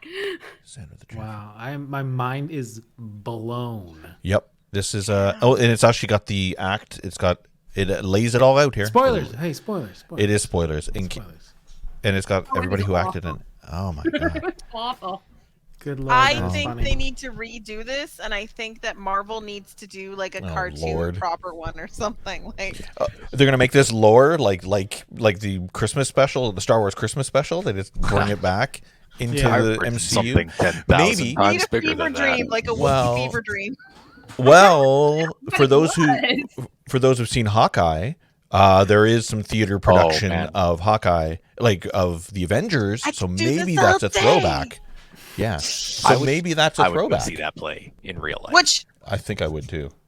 I know that people hated it, but it had the guy from Rent who is amazing and a beautiful singer. So everyone can hate that episode of Hawkeye as much as they want. No, it was fine. What are the people that hated that? That was fantastic. The comments were like, "Oh, so angry people." Well, I also read the comments on IMDb with the 1-star ratings for Avengers Endgame and Spider-Man No Way Home, and there's a lot of angry people out there that need to just angry nerds. Get off. Get off the nerds. Don't get angry. Those are the people that leave the moment the credits start in a Marvel movie. You can't trust them. You can't trust them. Yeah, can't happen. Yeah. Robin, that was really, really, really good. Robin, yeah, thank you, Robin. Enlightening. Sorry about the mic. No, totally good. It worked okay. out beautifully. It worked out great. Yeah. Well, you know, it's interesting. London Aunt is actually my mother. She tunes in all the time. For those fans of the show, everybody knows that Marg shows up all the time. But the thing is, my mom is an artist. She's a visual artist. She's a painter. She works in all different types of art. But the one thing that she did extremely well is she made all the costumes for my nieces and my nephews when they went to Comic-Con, like when they went to the Fan Expo in Toronto and everything. So, yeah, my mom did a really, really good job creating some awesome costumes for the kids. And enough so that I think they constantly come back and ask her to do it. So any advice that you're giving right now, I'm sure is kind of resonating with my mom in particular. So very cool. I know your mom has learned this secret. I don't even tell the schools I can sew. Oh, that's a bad idea. Exactly. Yeah. I'm like, no, I can't do that. What are you talking What's about? evolving? What? That's amazing. Yeah. Oh, angry nerds are proof that you did a good job. Oh, in regards to in regards to movies and stuff. Yeah, that's a good point. Within reason. I think there's a level of angry nerd. If they're arguing about lore and canon, that's one thing. Yep. If they want to come and storm the studio because you butchered something everybody loves. Yep. That's another story. like. It's like Avatar: The Last Airbender versus like. This, True. So, yeah. M. Night Shyamalan Ding Dong. That's right. He did that. Yeah. Which I just saw. A friend of mine actually accidentally knocked him off a walkway once. On purpose? We're going to need to hear this story. Continue. He slipped. No. Yeah. So one of my guests, a friend of mine works, he's a lighting dude. So he was helping film something. And I guess as he put it, he's a big guy. And he was walking down this pathway and he sees M. Night coming this way. And so he like goes up the embankment to make room for him. Yeah. Oh, Goodbye. No. And he said, I bet you didn't see that twist coming. Oh. I was like, so are you just telling me that you bowled over M. Night? And he's like, yep. Oh, what a guy. It happens in the arts. I'm not going to be able to bring this up on screen, but my sister just sent me a photo of what a penis. No. What my mom did for my Ev. Oh, let me see. Is that a Ruby Roundhouse? Yeah. That's awesome. Awesome. Oh, look how cute. Oh my goodness. That's adorable. And so she got photos with her, which was awesome. Oh, wait, there you go. That's even cooler. And that's Alex, by the way, who did the presentation in the very beginning. That's Alex. Nice. Gamer Alex. Gamer Alex. But that's awesome. This so is yeah. why we do what we do. Come on. That's awesome. My mom. So that was my mom who did that. Robin, that was awesome. That was a great one. Amazing. Yeah. It's I feel like I could win a junior contest competition in the future. Maybe Fan Expo when it happens. You know, Fan Expo gives big awards, and honestly, they're not well entered. Are we talking like cold hard cash prizes or like $500 for oh my god trips? Because I was gonna be like, even if it was just a Funko, I would take it. To Canada. You need better negotiator, AJ. Yeah. Honestly, I don't care about. Is it a bag of cash? Glory. Yeah. Oh man, if they just gave me a bag of cash, like the cat. Do you want the money or the Funko Pop? I want the Funko Pop. I feel like you would just show up out of nowhere, and then I'm sure there's a lot of pride, like people that show up every single year to do the competitions, and then somebody new shows up, and everybody's like, "Who the hell's that guy?" And like, well, I'm not letting them. There's Is there movies Discord about this? channels and stuff? Like there's Facebook groups. You can see the rage happening behind the scenes. Oh. It's Oh, yeah. actually hilarious, dude. Yeah. To not Why? get involved. Like, I'm like, Take a step back. Yeah. this person digitized this and blah, blah, blah, blah, blah, blah, blah. And I'm like, oh my God, people. The Friday night at the hotel is like, did you see that bitch that showed up and she was wearing a similar hat to me and I made this? And it's just, oh, play the Harley Quinn drinking game. Anytime you go to a con, like you see a Harley Quinn. Cosplay. Yeah. Oh, don't. Oh, you were wanna so... And Well, I'm maybe wasted just 5 as minutes into Bono, FanExpo. writer of writer of Spider-Man. And I give extra props to anyone who dresses as a proper Harley Quinn, like a full Oh, yeah. bodysuit. I'm like, that is With- Harley Quinn. Yeah. I remember a couple of years ago at FanExpo, and by a couple of years, it's probably like 5 or 6 now. Time doesn't exist. There was a group of guys that the first day they came dressed as like all the Sailor Scouts, and then the second day they all came dressed as different Batman villains, and one of them was like the proper Harley Quinn in the red and black with the hammer. And then there was another guy that was dressed as Poison Ivy, and they were doing like drag cosplay, and I was just like, holy shit, these guys are amazing! Like the details, it was great. And then I didn't see them They're the next fabulous. year, and I was a I little believe bit that's the sad. term you're looking Yeah, for. Fabulous. Oh, amazing. I mean, the dedication is Oh. impressive. Oh, we lost Rob. My sewing desk, in case y'all are wondering. Machine. She's in the office. My computer's I like it. falling over. Oh, I love it. Yeah. I'm is there curious, the Yep. dress behind you? What is that for? What? Oh well, do you remember that they were supposed to have all the Tolkien people come to I was going to say it looks elvish. Yeah. And so I was gonna wear this and all that with the cape, but as things changed and we went into mask restrictions and things got canceled, I ended up not wearing it. But then I put it in a bag, and so the molded pieces need to push out a little bit. Oh, okay. Okay. So they're on the Cool. dress See. form, so they can push out, so they don't. Because that was my fault. I was like, hold up, put in a bag. I assume you repurpose a lot of things as well as inspiration hits. Am I right? Or are you keeping I very definitely- specific things in? Coming places? from a theater tradition, there is never enough money, and I am not big on spending a lot of money, so I'm terrible. Like, I will cut curtains up. I have cut bed sheets up to make Renaissance costumes. Yeah. If I can do it cheaper, I will, and that's just how I was trained and how I want to approach it. Like, there's Mom, I'm sleeping. Give me at least a blanket. Holy cow! Stop cutting it up into elvish costumes.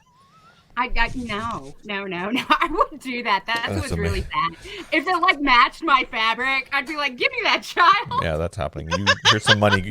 Here's some money. Totally do that. Hit Bed Bath and Beyond on your way home from school. Mama's sewing all day. Holy That's geez. right. Nothing wrong with that. That's amazing. Well, I don't want to hold you up because it is getting late for you. I am. I'm gonna. Good night, everyone. Sorry. No, it's good. It's good. Yeah. Good night, everyone. Thank you very night. much for having me. I hope y'all have a great rest of the night. Yeah, and many thank thank you. you, Robin. We learned a lot here. Holy So, cow. You blew my Thank mind. you. Night. Love you, Robin. Bye. Bye. Bye. She's adorable. And now it's me. Good night. Yeah. Dang, you night. guys know some Now cool we're gonna bring- humans. Well, I the don't know where we find yeah. these people. the cool human group keeps found getting me at bigger and Walmart. bigger, which is kind of nice. That explains too much. Scarlett O'Hara and curtains. Yes. Yeah. Oh, hardcore. Oh, Scarlett O'Hara. Who's Scarlett O'Hara? Oh my God, Gone with the Wind. What? Oh yeah. Okay. Sorry. That's my mom, ironically, and I know it's. I don't think she actually made it mandatory for me to watch that ever. And you know the funny thing, it's one of the longest movies, but I'll sit through 12 episodes of Daredevil. So. Oh man, It's not yeah, actually that good. The second book's better. Sure. PJ, We to had someone your waiting point, I in saw the a wings, post by the where way. it's like, oh, Yep. who? AJ, no, sorry. You finished your sentence, there, AJ? No, it's I've seen this post over the last week where it's like, Netflix, do you want to watch a 10-hour movie? And it's like, nah. And then it's like, what if we cut it up into 1-hour segments and you just watch them all in a row? And it's like, yeah, give me that shit. I'm in. Yeah. I'm in. Hook And it's like, me we're in.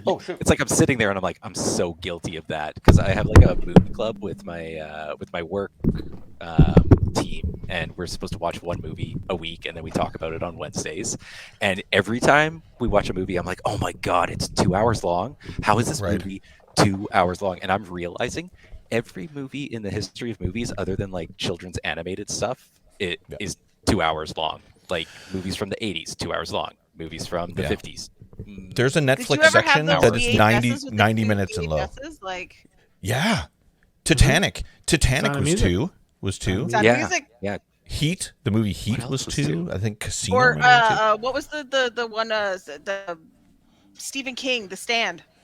Oh, The Stand was 4 or was it 2? Oh, I feel like it was a lot more. Oh my God. I feel like how many VHS would the Snyder Cut be? Too many. Put it on VHS. Actually, no, I did hear the Snyder Cut was better. So it was. I liked it. Snyder Cut was good. I'm gonna randomly pick a card out of my new thing that I got here, and I'm gonna ask our guest. We have another person in the wing who's coming in, and I'm gonna randomly ask him this question. So, Dan, are you ready to be brought in here, bud? Yeah, I got the thumbs up. We're good. You got another Dan? It's Dan. Okay, here's a random question, and here we go. Dan, before I bring you in, what's the most beautiful drive you've taken? Chuckanut Drive. Chuckanut. Yeah, Chuckanut. Where's Chuckanut? Oh, that's in Chilliwack? It's in Chilliwack. Bellingham. Oh, Bellingham. Oh, yeah. Every time I drive past that sign, I'm like, Chuckanut Drive. Goes south from Bellingham. It goes along the water. It's like the tightest little narrow road.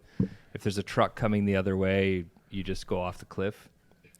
Die. But if the sun is setting on Chuckanut and you're going northbound, there's nothing quite like it. Oh, cool. Cool. Very cool. Wow, these cards worked. Right in our backyard.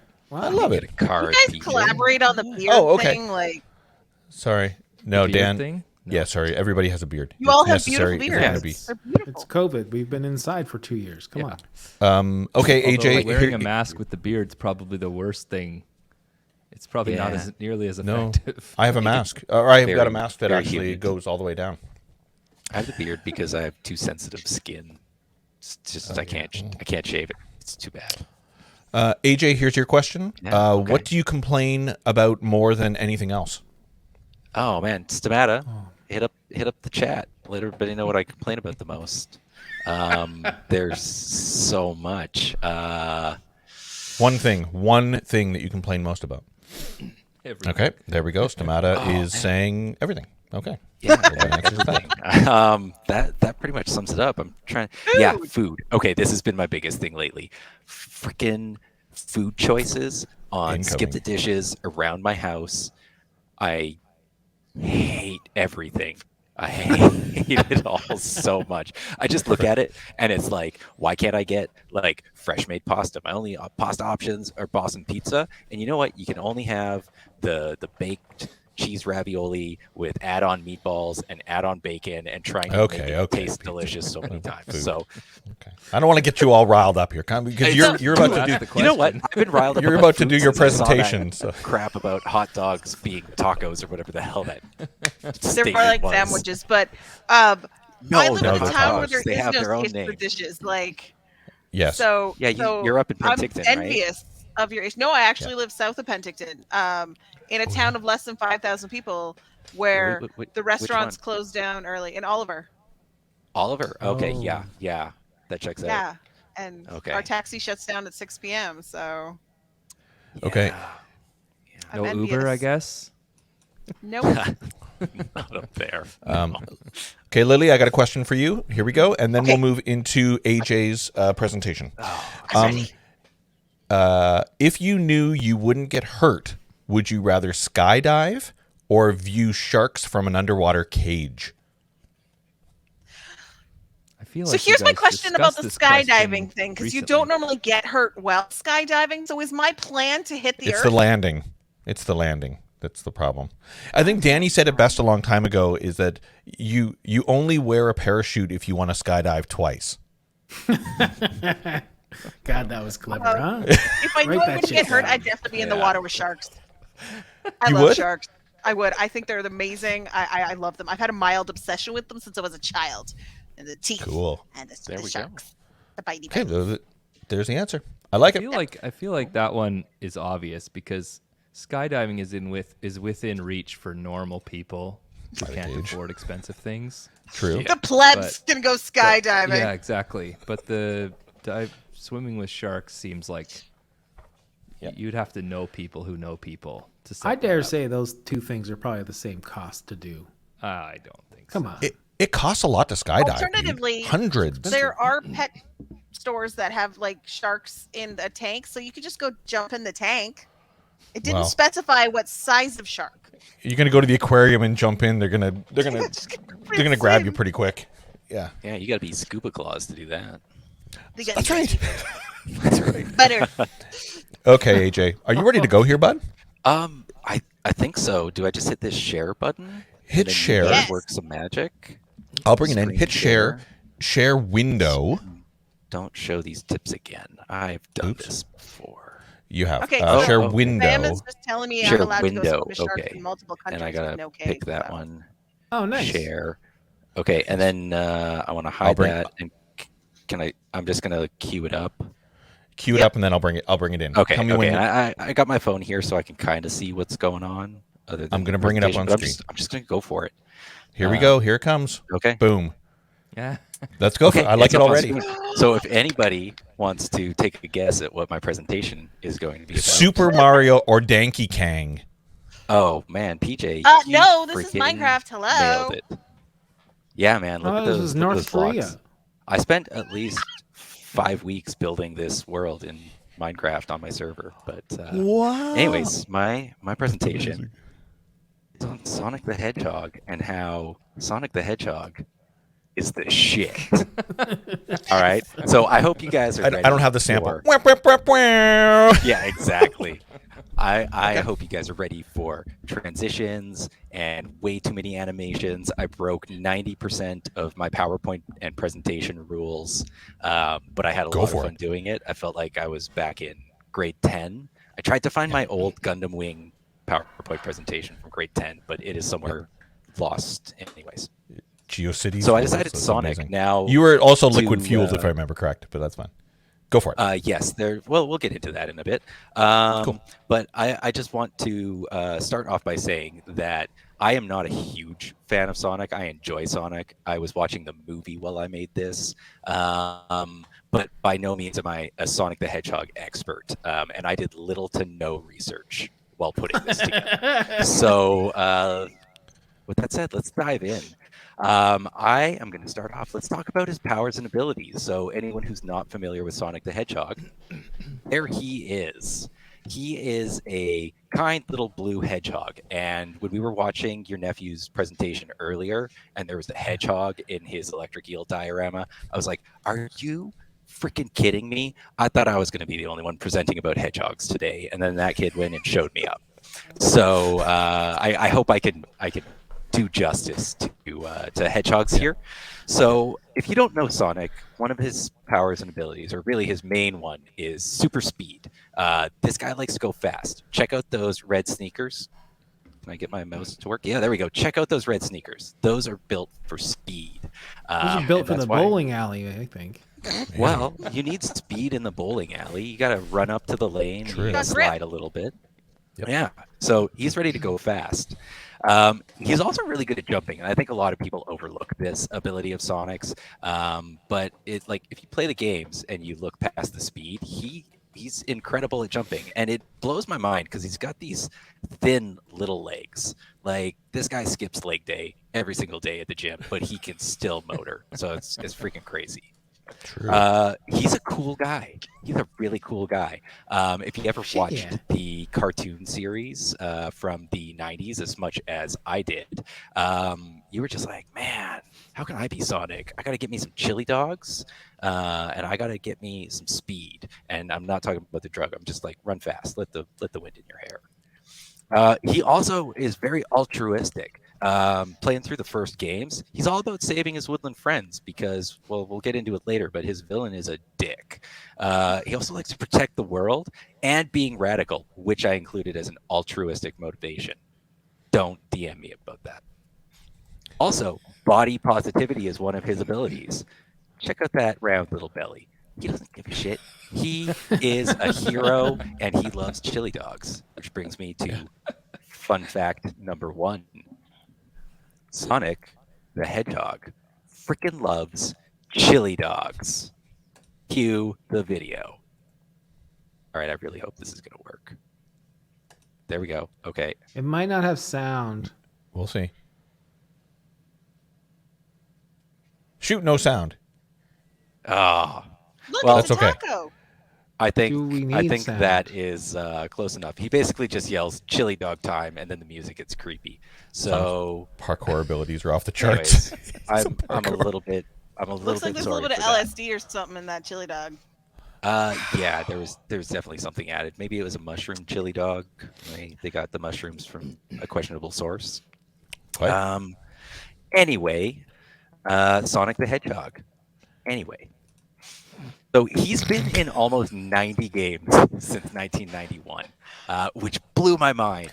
And I found this out when I was just Googling random facts about Sonic the Hedgehog. So, I mean, like, my brain was like, what are you talking about? There's, like, Sonic Spinball. There's, like, Sonic 1, 2, and 3. But I think they're also including a few of the more obscure ones. Maybe, like, I used to have a little handheld Sonic thing. It was maybe, like, 1-bit graphics, and I got it from a cereal box. And that was fun because he went fast and he got rings, and that's all you need.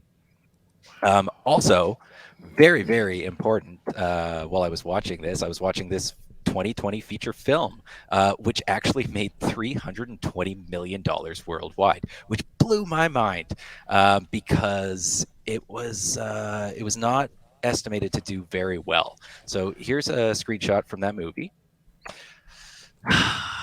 No, not that. Meow. Actually, this. I was here to show the before they fixed his face screenshot. Oh, did you skip that? Meow. This is the bad one. This was. That is the bad one. I had a moment the where bad I was one. like, Kinda. Yeah, you He's can creepy. kind of see his creepy little hands down there a little bit. Teeth too. So yeah, Yeah, this is his what we teeth. could have had. And I'm so glad and the then studio everybody changed Now lost their let's mind. be very clear. In the next 5-10 years, people will demand that version just because. Yeah. Yeah, we're gonna get into Okay. super weird nostalgia. But no, we ended up with this guy here, which was still like hyper realistic looking. Like, look at all those hairs. That's fantastic. But he was much more true to what we knew Sonic to be. Then in the background, we got Jim Carrey as Dr. Robotnik, who surprised the hell out of me. I was not expecting him to be so like villainously perfect and fun, and just the way he brought the character to life, even though he was, Jim Carrey as a beanstalk. He was skinny, and that's not what we're used to from Dr. Robotnik. So we'll get into that in a minute. Now that's what I'm talking about. So after this, guys, you should all go on YouTube and watch the trailer for Sonic the Hedgehog 2, because I am way too excited about that movie. And we'll get into some of the reasons why in a little bit, but smiley face. Anyway. We'll watch that right after you're done. We'll put that on. That sounds good. Yeah. Have you not seen it yet? Okay. Oh, I hope most of us have, but we watched it on stream. Watch it as well, again. but So he's also buddies with Mario, which nobody really saw coming until Sega stopped making consoles and needed to farm out their only property that was making them any money. So he joins Mario at the Olympics, and he also got invited to a super exclusive tournament. And I'm really sad that I don't have audio for this one. But let's... What on earth is this? Look, I'll just say what they're doing. The Foley work.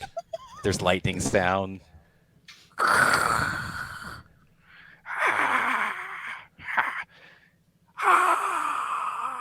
It has begun. All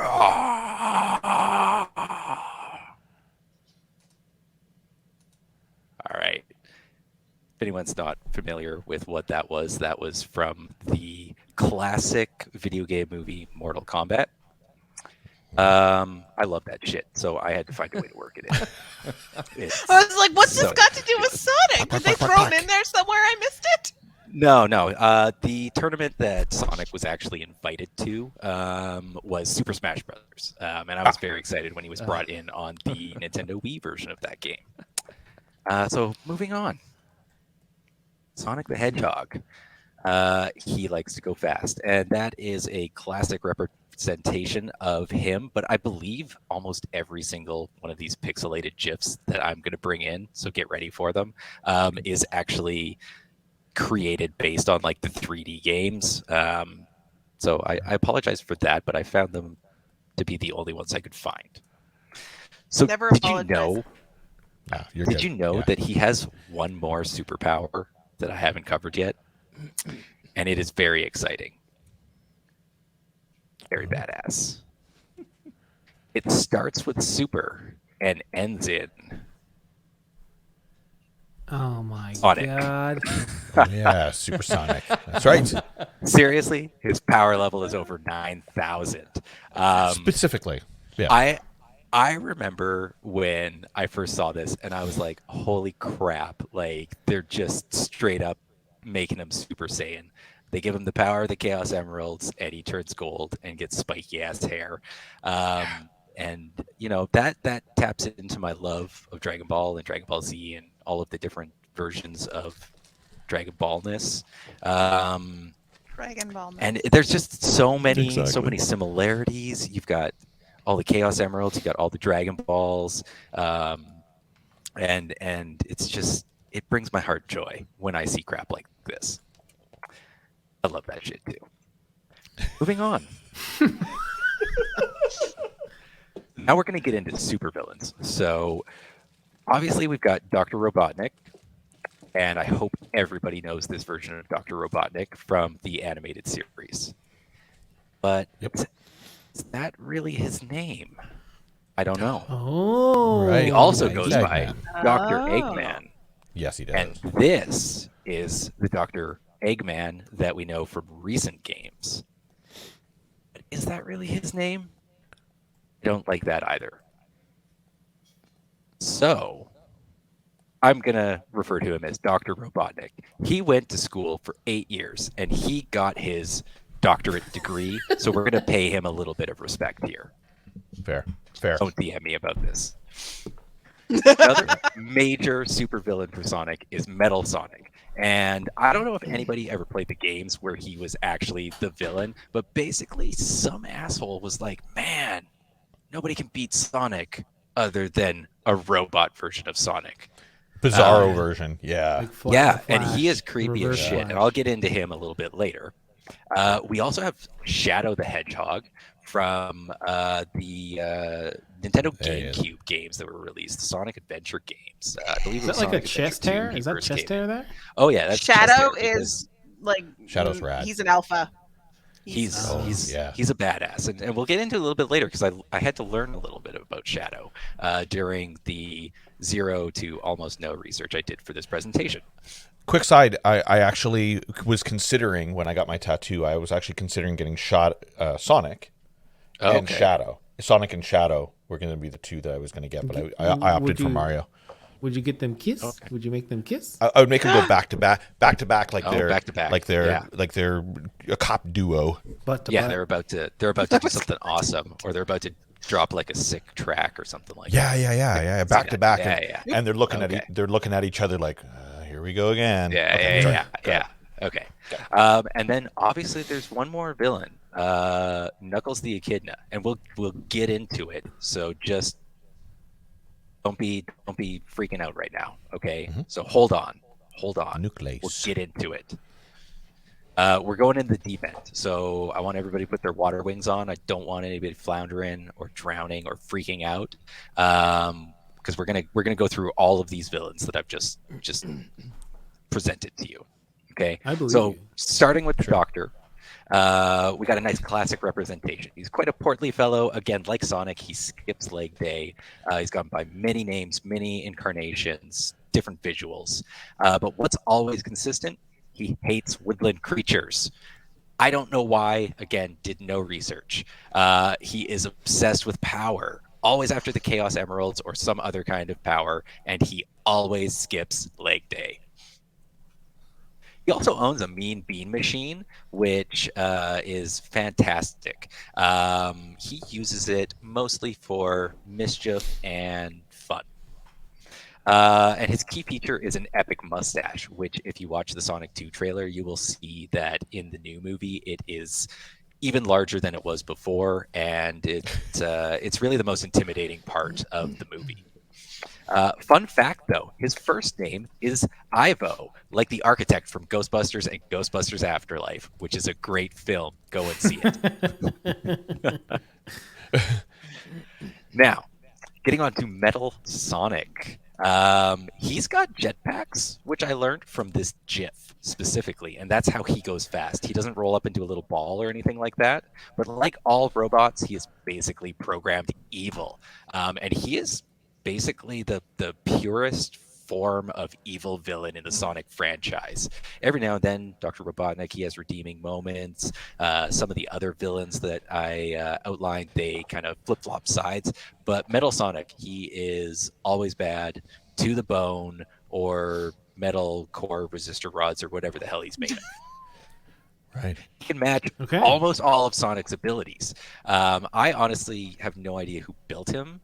It's probably Dr. Robotnik, but also in recent Sonic games, the military has become involved to a very meddlesome point. Oh dear. So it might have been them. I don't know. Maybe someone in the chat can enliven me on that. So he is also extremely fast, incredibly cool, because like, look at him, he's badass, and pure in his intentions for evil. However, he is not unique as a clone of Sonic, but kind of is, but not really. Solid argument. Yeah. Yep. So with that, let's look at Shadow the Hedgehog. I learned a lot about this badass, but this time we're actually dealing with a thematic clone, not a straight up clone, which was my belief until I put this presentation together. He was actually cloned from Black Arm, which is a race of aliens from some other Sonic game that I've never played, to be the ultimate life form and to cure disease. But really, who are we kidding? He's a Sonic clone. Like, it's so bullshit, it hurts. He does have his own game, though, but in that game, he uses guns. It kind of came out of nowhere, and it surprised me as a teenager, and again, when I was putting this presentation together. But he's actually more of like an anti-hero. By the end of the first game that he's introduced in, he ends up teaming up with Sonic. Spoiler alert, game came out for GameCube. Don't DM me about this. Now we're getting into probably my favorite character, Knuckles the Echidna. The hell's an echidna? An echidna is, I actually don't go into this later, but an echidna is a small animal from Australia, and it is, I want to say it's a marsupial, but he's got like little poison quills, and he's very hedgehog-like, as you can see from this video or image I stole from Google image search. But yeah, he basically was created as kind of like a foil to Sonic the Hedgehog, and he was introduced in what is arguably the coolest thing I wanted as a child, but never had. But I will be getting into Knuckles later. I don't want to talk about his villainous backstory because I don't know if he's really a villain, but we'll get into it in a minute.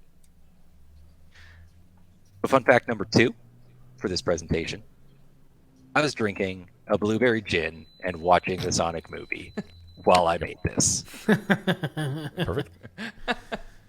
Perfect. Goddamn right. Yep. That's not a flattering photo. And after I typed that, I realized it was right from the very beginning of the movie where Sonic is giving his backstory, and that's him as a child. But still, that's right. God, it's so weird. I don't like it. I don't like it. He was an ugly child. So we're going to move on. Some of us were ugly children. That's really why his parents sent him away. I know, right? That's no that backstory owl lady. On that. That owl lady's just like, yo, get out of here, Sonic. I don't want you around anymore. I'm going to give you some bullshit reason to go live in the human world. Anyway, I want to talk about his super friends. So, first one that everybody I hope knows is Tails. That's him right there. You can kind of see here he's got 2 tails, but I'll get into it a little bit later. We got Knuckles, who I've been teasing throughout this entire presentation, and you're going to have to wait a little bit longer. Amy Rose is this sweet, kick-ass person over here. She's got an awesome hammer, and that's why she appeals to me, because hammers are my favorite kind of weapons to use in video games. And then I have no idea who the hell this is. I don't. I don't know, and I didn't care to find it. Yeah. I don't know, but she's got a badass pose. Yeah, like she's superhero pose. Point landing, so she's clearly a hero. But seriously, who is that? I did little to no research here. Let's just say it what it is. I did no research there, so I'm not going to be talking about her because I didn't recognize her right away. But I really like this whole pose from this image. It really made them seem like a superhero friend team. So I'm just going to pretend that she's not there. So these are she's the kind of only like ones I overdoing care it a bit. about. If you look at them, they're all just standing there. She's like, yeah. Dramatic. Yeah, she's unnecessarily dramatic. Yeah, she seems dramatic. But if anybody can tell me who's excited, if anyone can tell me who that is and what kind of animal she is, that'd be fantastic. Sticks the badger. It's apparently. a badger. Oh, it's a badger. Really? Sticks the badger. Okay. Really? Okay, that's interesting. Also, I don't want to. I don't bring up Cream or Big or Vector or Silver or Rouge right now. I didn't realize that his team of friends was so huge. But I just can't get into it right now. Some people might be like, why did you include Shadow and not Silver? Because Silver is basically another hedgehog clone of Sonic that I think is like a time traveler or something. And spoiler alert, Silver is Silver. So it's like okay. I said I didn't have time to get into it all, and I still went into it. So moving on. I found Sticks. Confirmed. It is Sticks. Sticks the Badger. It's Sticks the Badger. Okay. Main character in Sonic Boom series. She's a wacky anthropomorphic jungle badger and only descendant of Jebediah Badger. Oh. And a force of nature. Yes, of course. Jebediah. Okay. Is Sonic Boom's the RPG version, right? Yes. Yeah. I wanted she to play eventually formed a strong bond with Team Sonic and joined them in their wild card ongoing battles against Dr. Eggman. Okay, there you go. A big nobody. I hate hearing that. Just Eggman. He's a lawyer. He's a lawyer. What's that? Who? What? No, Danny just yawned. I was like, oh, sleepy Danny. Oh my God. There we go. I'm so sorry, Bubs. Danny. Keep going. All right. Well, let's talk about Amy Rose a little bit. She has got a major crush on Sonic, and I'm pretty sure Sonic is vibing on her too. But this is a very PG series, so I don't think they're ever going to get together unless they did. Fan fiction. Again, chat, prove me wrong. Yeah. So give me a couple of bullet points. She wields the Pico Pico hammer. That's the name of her kick-ass hammer. And I like that. I imagine that when she hits people, it goes Pico, and it makes that noise. And she's pretty badass. I don't know her to have ever been in the role of damsel in distress, again, because she's got a badass hammer. So, she's not messing around. And she shows up in everything. Games, comics, cartoons, daydreams, fanfics, etc. Now I'm going to move on to probably the most well-known member of the Sonic team, Miles Tails Prower. Most people know him by his endearing nickname. Yeah, exactly. Yeah, Miles Prower. So there he is. He's got the helicopter tail. So it just doesn't make any sense why that works. It always looks like he's being picked up. It always looks like he's being picked up, and he just doesn't want to be picked up. Kind of thing. Yeah, he's uncomfortable, but he's got some kind of crazy motor skills to make that work. And there's many times where he picks up Sonic himself and flies him over chasms, lava, water that's slightly too deep, stuff like that. But he is the ultimate sidekick, again, because he's so helpful, like I was just talking about. everyone calls him Tails because he has 2 tails that he uses like helicopter blades to fly. Now, this is not a thing that all foxes in the Sonic universe has. Tails does have a family of single-tailed foxes. So he is actually a genetic mutation. And even though he wasn't the hero, when he was introduced in Sonic 2, nobody wanted to play as Sonic anymore. Why would you play as Sonic when you could fly around his tails? So eventually, I think they purposely made him kind of whiny and a little bit annoying as a personality, so that people would want to play as Sonic again. Again, going back to how freaking cool Sonic is. And he can do everything that Sonic can, but like just a little bit lesser, but he can fly, so it makes up for it. And my fun fact for Tails is that he actually has his pilot's license, and he can fly a biplane, which is canon. And again, if you watch the Sonic 2 trailer, you will see that in action. Really? Oh, yeah. Yeah. Now, finally, getting to Knuckles the Echidna. This guy is like arguably the most badass character in the entire series, and don't talk to me about Shadow. He's the clone. Okay, this guy's a certified badass. He is my favorite character in the franchise. I became obsessed with him like the first time I ever saw him in a game, which I'll get into on the next slide. He is a protector of the Chaos Emeralds, and he actually started out as an antagonist to Sonic. I believe we're basically getting this storyline with the new Sonic movie, and that's why I'm so pumped up about it. But he was an antagonist, and kind of like working against Sonic due to some misinformation, but kind of going for the same goal, because he is a hero. But the reason he's so badass, his powers include gliding. So he'd be jumping and shit, and then he'd just glide across things. He's got the little spikes on his knuckles, so he can climb walls. He can climb freaking walls. He doesn't need those stupid bouncy pad things. He's just a badass all by himself. And man, I keep getting ahead of myself. He's a certified badass. I can guarantee you he's got a certificate hanging on his wall from Badass School Incorporated. Also, one of his powers, he's being voiced by Idris Elba in the upcoming movie, and he is cooler than Sonic. And we already established that Sonic is radical. So, take from that what you will.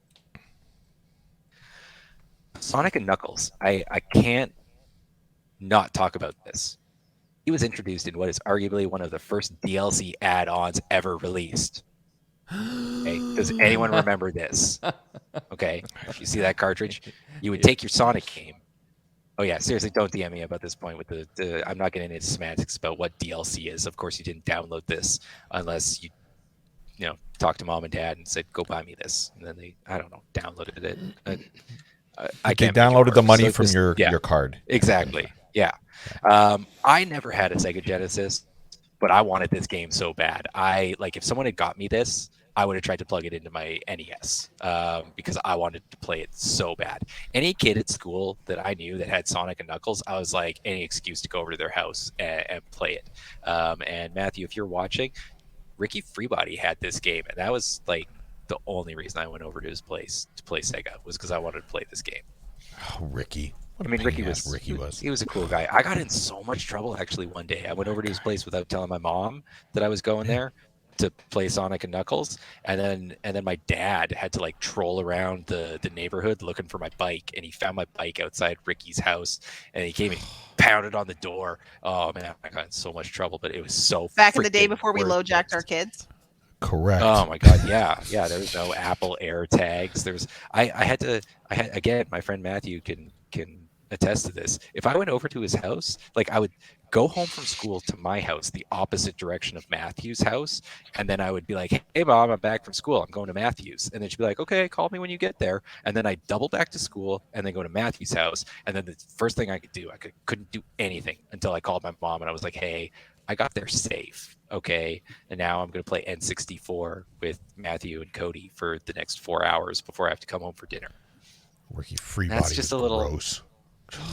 Little insight into my childhood. Continue. Anyways, so Sonic and Knuckles. Ride your bike over somewhere and just leave it on the yard. Just in And it wouldn't yeah, get stolen? nowadays. No, Every just time. be there when you came Nowadays- out.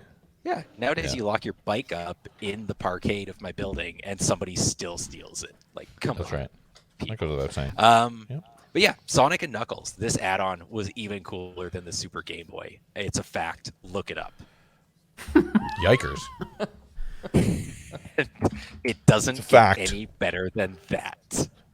And that's the end of my hot mess presentation. Thanks for watching. Mad And Refer, actually, beautiful. please do DM me. Very good. You can message me on Twitch. Again, shameless self-promotion, DietAJ86. I actually, at the last minute, decided to add one more slide. I saw this on Reddit the other day, and it just brought absolute joy to my heart. So feel free to track down user Unreal_historian. I believe they do other drawings like this, so I'll plug them. But I just love this. So I think we need to hope you change guys all learn- the like hedgehog photos on Wikipedia to that. That's the keeper. Oh, That's yeah. the keeper. I would be in. I mean, what we've got how many people watching right now? 17. 20 viewers. Hundreds of Oh wow. 20,000 people. Yeah. Okay. Everybody that's watching right now, log on to Wikipedia and then find this picture Make some changes. on our gaming from user Unnatural Historian, and let's change that picture. I think we could do it. We're gonna I think that'd bear be this shit. fantastic. Yeah. Lily, with respect, Lily's got to get going in a moment. Yes, no, yes. Yes, unfortunately, I do. Cool. No. That's good. We're the way we do things is people can come in, can leave anytime. You can even come back later if you wanted to. Totally up to you. So we appreciate this. So thanks for hanging out with us Don't worry, tonight. mine's super boring. So we're good. Wait. I have to go like at least turn it on my phone so I can listen and be like, what am I missing? Oh, you'll have to watch That's the the deal. replay later, I guess. We'll be talking about you. Yeah. Yeah, I have to we'll go be talking Dragon about. Child because Vox Machina dropped early, so it's like. The first There you 3 go. episodes are up. I don't know why. I Mashed look, out. I don't know why I look Yep. at my Anyways, TV. thank like you it so was much, gonna be guys. on when I Lovely to looked meet you. over. This was so much fun. Lily, Yeah, thank for you so sure. much. We'll Yeah, do nice this to meet you, again. Lily. I love it. Please. Cheers, Lil. Bye. Bye. So I feel like Let's get to our- AJ here. Well, yeah. There we go. Oh I yeah, have to I'll say, field some questions if anybody's got that. I got my. I don't think you left much to be asked. That was a very concise. Although I think wait, whatever for. Yeah, they said that here's a good you did question. an entire presentation, but you never had a Genesis. True, No. right? I mean, this is okay. So this is the crazy thing. Originally, this presentation was going to be like Sonic versus Mario. Then in my mind, it changed into Sonic's cooler than Mario. For a while there, the presentation was going to be why Sonic could beat Mario in a fist fight, but then that's just me running Smash Brothers simulations. And then the more I thought about it, the more I was like, man, Sonic's pretty freaking cool. Sonic's the shit. And then I it don't turned play a lot into of Smash, but isn't he like the worst character in the newest Smash Brothers? I have to admit, what little I played Smash, and I love Sonic, I didn't want to play a Sonic. I was not a fan of his ability. He's not a great character. I mean, his ultimate Smash is awful. going Super Sonic, which is fun because it's basically just Super Saiyan Hedgehog. But I think actually, like I don't think I've got Smash on the Switch. I haven't bought it. I think I've got it on my 3DS. But literally, my favorite thing is pick 4 characters and give them 99 lives and just put them all on CPU and just watch it happen. Watch. And then I just sit there and maybe drink. it'll learn Yeah. like war games. Oh my god. No, the Nintendo does not learn like war games. No, does not. Did you play Mania? Sonic Mania? No. Well, yeah, what I loved about I think Mania the is that you could play Tails, Sonic, and Nucleus. And there was different areas of every single world that you could get to only using their abilities, which was awesome. So the replayability of it was pretty rad. Yeah, I think the last Sonic game I like really played was Sonic Adventure 2, the GameCube, where they introduced Shadow the Hedgehog, and I mostly played it for the Chow Garden, which I did not get into in my presentation, but the Chow Garden was fantastic. Gapping on the Chow Garden.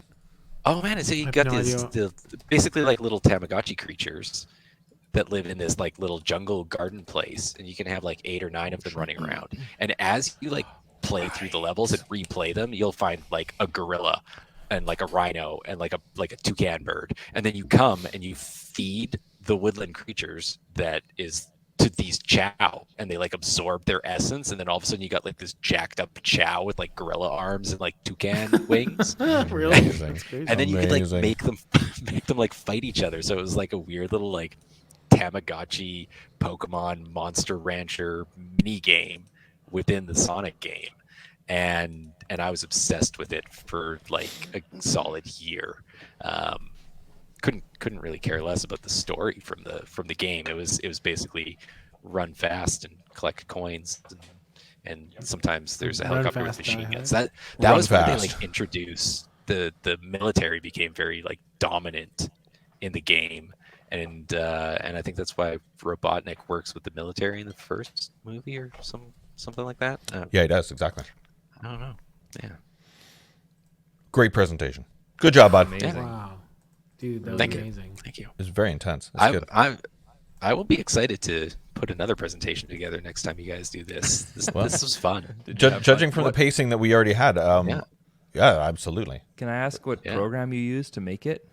That was full on PowerPoint. PowerPoint. Okay. Yeah. All right. That's awesome. Yeah. I used slides, and apparently you can. StreamYard has like a direct sharing feature for slides. Oh, interesting. Do you want to try that when we move over to yours? Google Online version? Yeah, the Google Slides. It's the Google Slides. Oh, that's great. Yeah. Okay, AJ, if there's any questions, Stamata's going to bed now, by the way. She's fighting to stay awake. Stay tuned for the next drink stream. I love you. Have a good night. Yeah. The next drink stream. You guys do the drink stream with us, right? Is that right? AJ does. The right person? Are you doing the drink streams? Are you making the drinks? I don't think you did the drink streams last time. No. No, last time. No, last time Bam I'm thinking and of someone Axions. else. I tuned in when PJ bought Poultry Mix. Stadia, yeah, exactly. Thanks, Rick. Actually gave the Stadia controller to one of my staff who has no console and kind of a crappy computer. Yeah. And so now she can play high quality games at home. Oh, you're empowering people to have addictions. Good job. I'm a philanthropist. Yeah, you're a big hero. On Stadia? Can you play retro games on Stadia?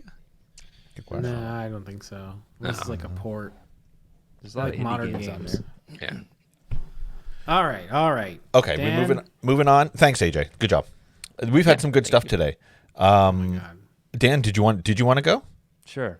Perfect. Try that share thing first. I put a test slide at the beginning. Let's test it. Do I still need to bring things in? No, hold on. Hold on. Hold on to your butt. Huh. It's a little graphic. Sorry. Hold on to your butt. Oh, no, you'll be able to see the title. Oh, is that bad? No, it's fine. Here, I'll be able to see. Here, I'll ask one more question here. Let's see. Okay. If you owned a boat, what name would you choose for it? Me? Anybody? Jenny. Jenny. I would name it Boat. Oh, just Boat? Yeah, but with a dot between each letter.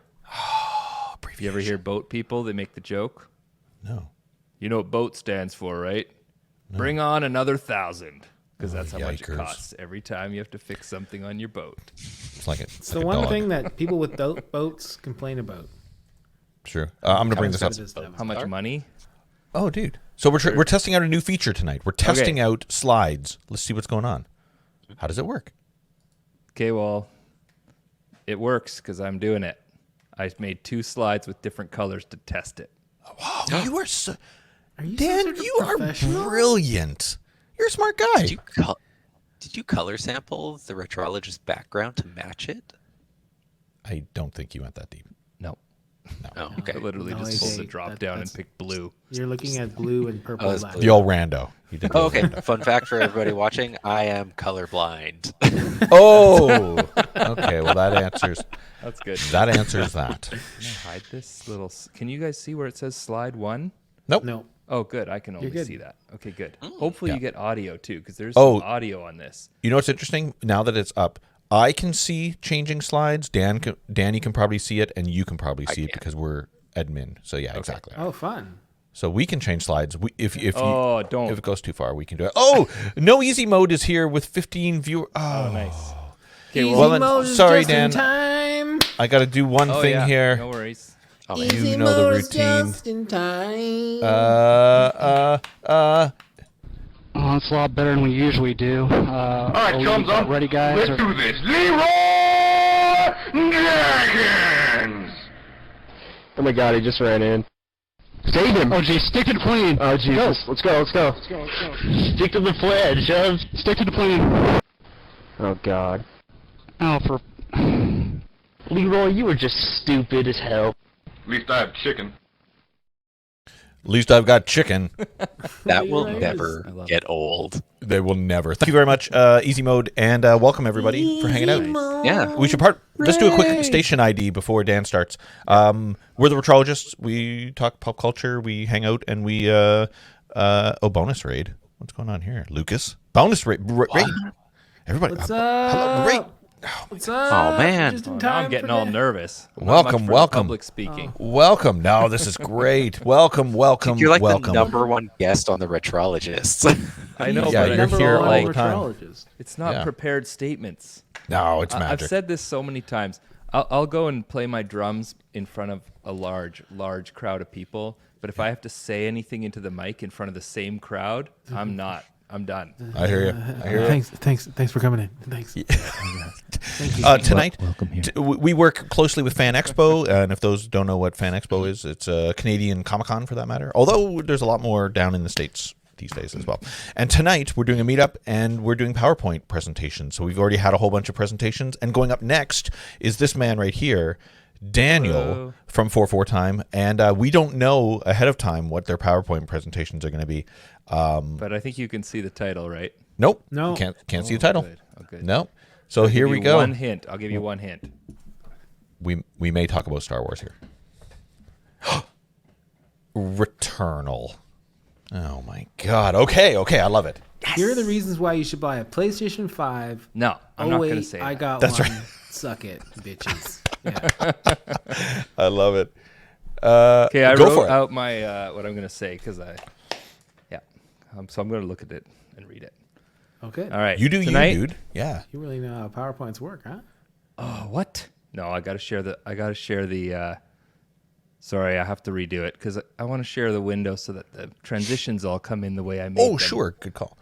Hold on. Jarfish, thanks for the resub. Oh. You know well, what while that means. while Dan's doing that, or I'll remove it. There you go. It's it's It's been a while. See. Just throw it back in for a sec. I want to see if it works. this. Yes, please. Got to do this. We got to do the support. He just subbed with Prime. Oh. Yeah, you just sub.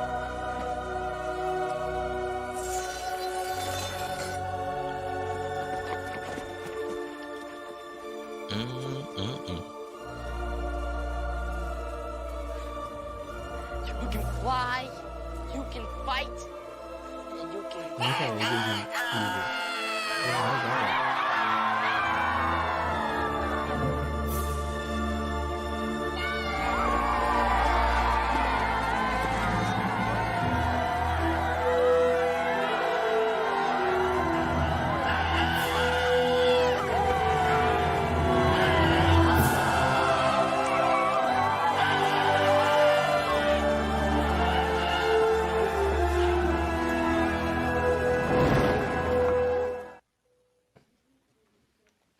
Beautiful.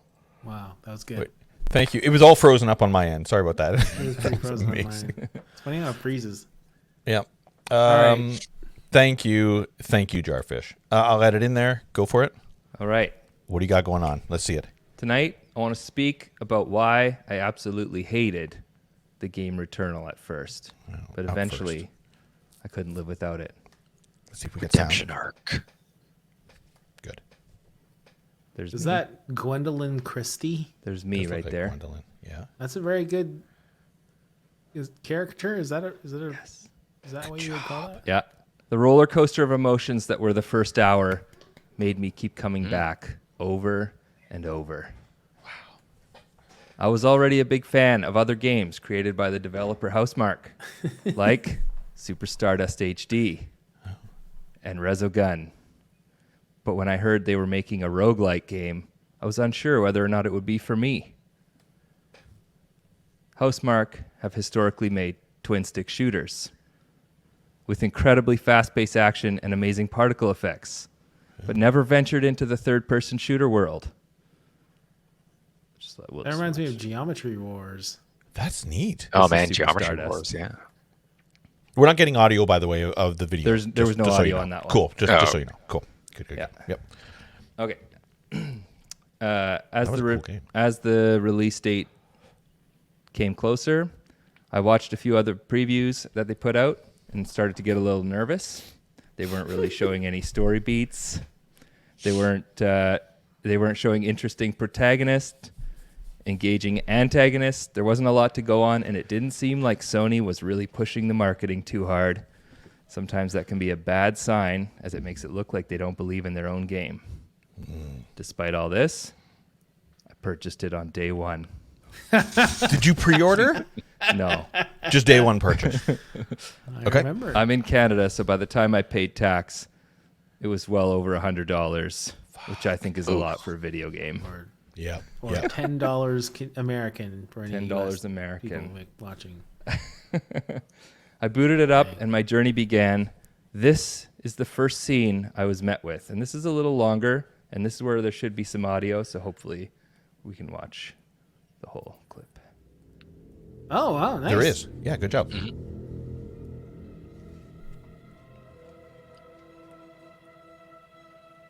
This is startup?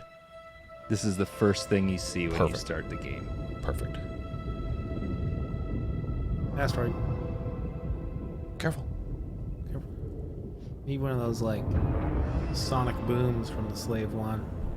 Oh, I love that. My favorite sound. Gwendolyn. There she is. I don't think that's Gwendolyn. It's pretty Gwendolyn-y, I would say. Approach Celine. Oh, here we go. Talking. White Shadow. No, that's White Devil.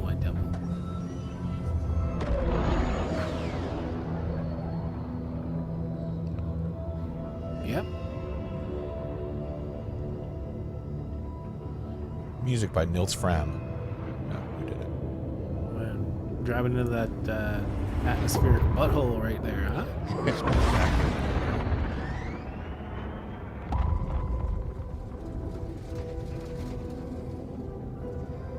Remember, I don't really know anything about this game at this point. Right. I still don't. You should really get a good premise of what you're getting into right at the very beginning. It's like the beginning of any good sitcom. They kind of explain who the characters are.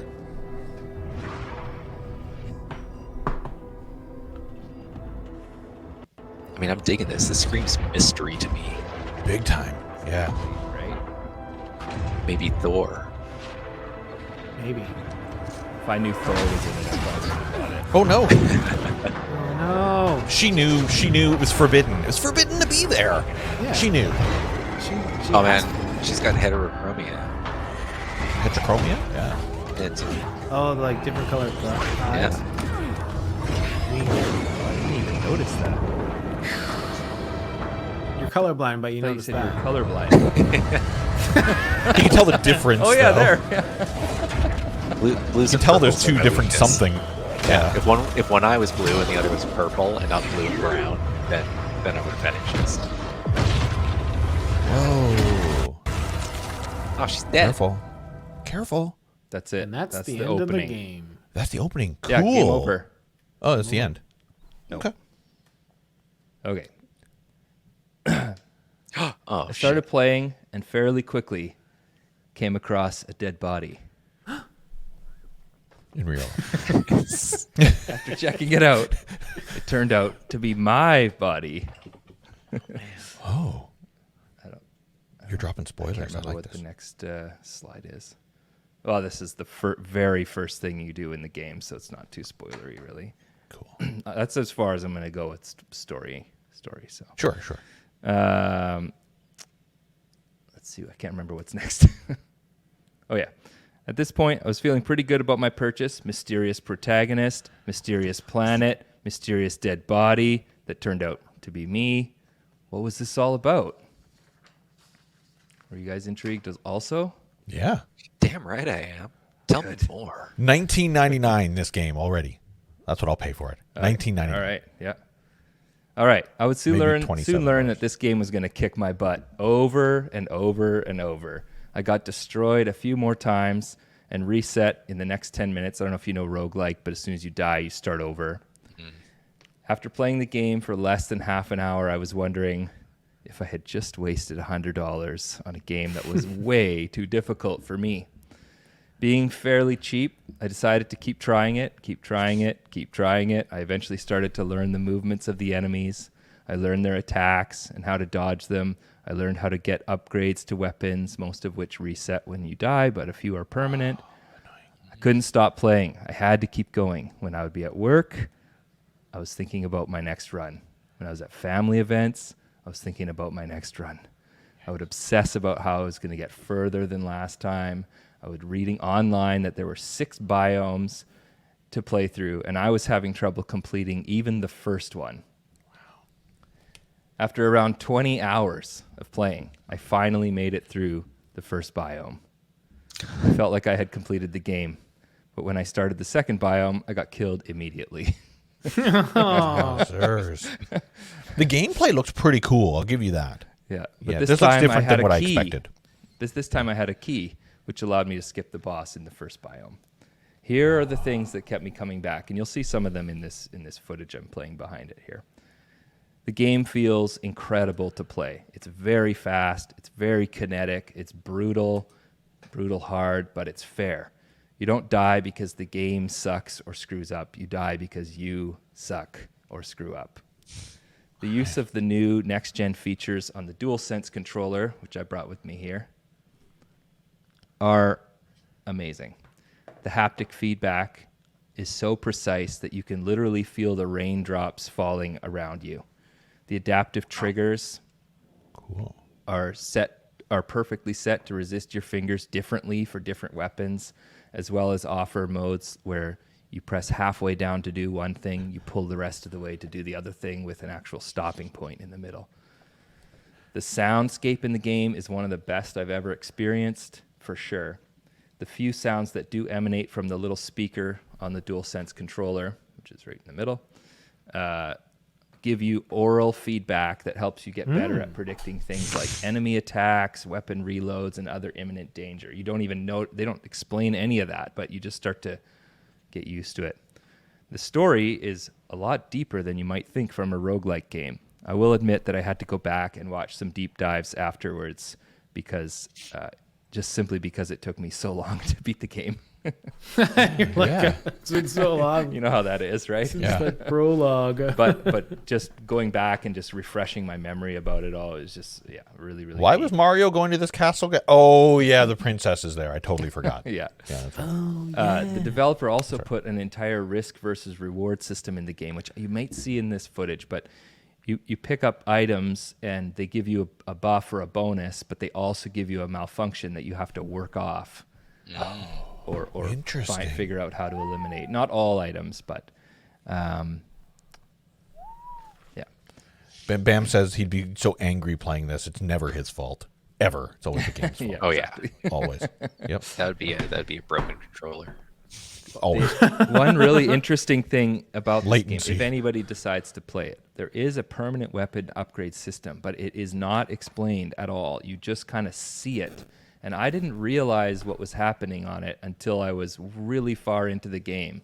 And I heard someone talking about it, and I went back and looked at my game, and I was like, of course. That's exactly what that is. I didn't know what it was, and then I could focus on those weapon upgrades, but that's kind of all I'll leave it at.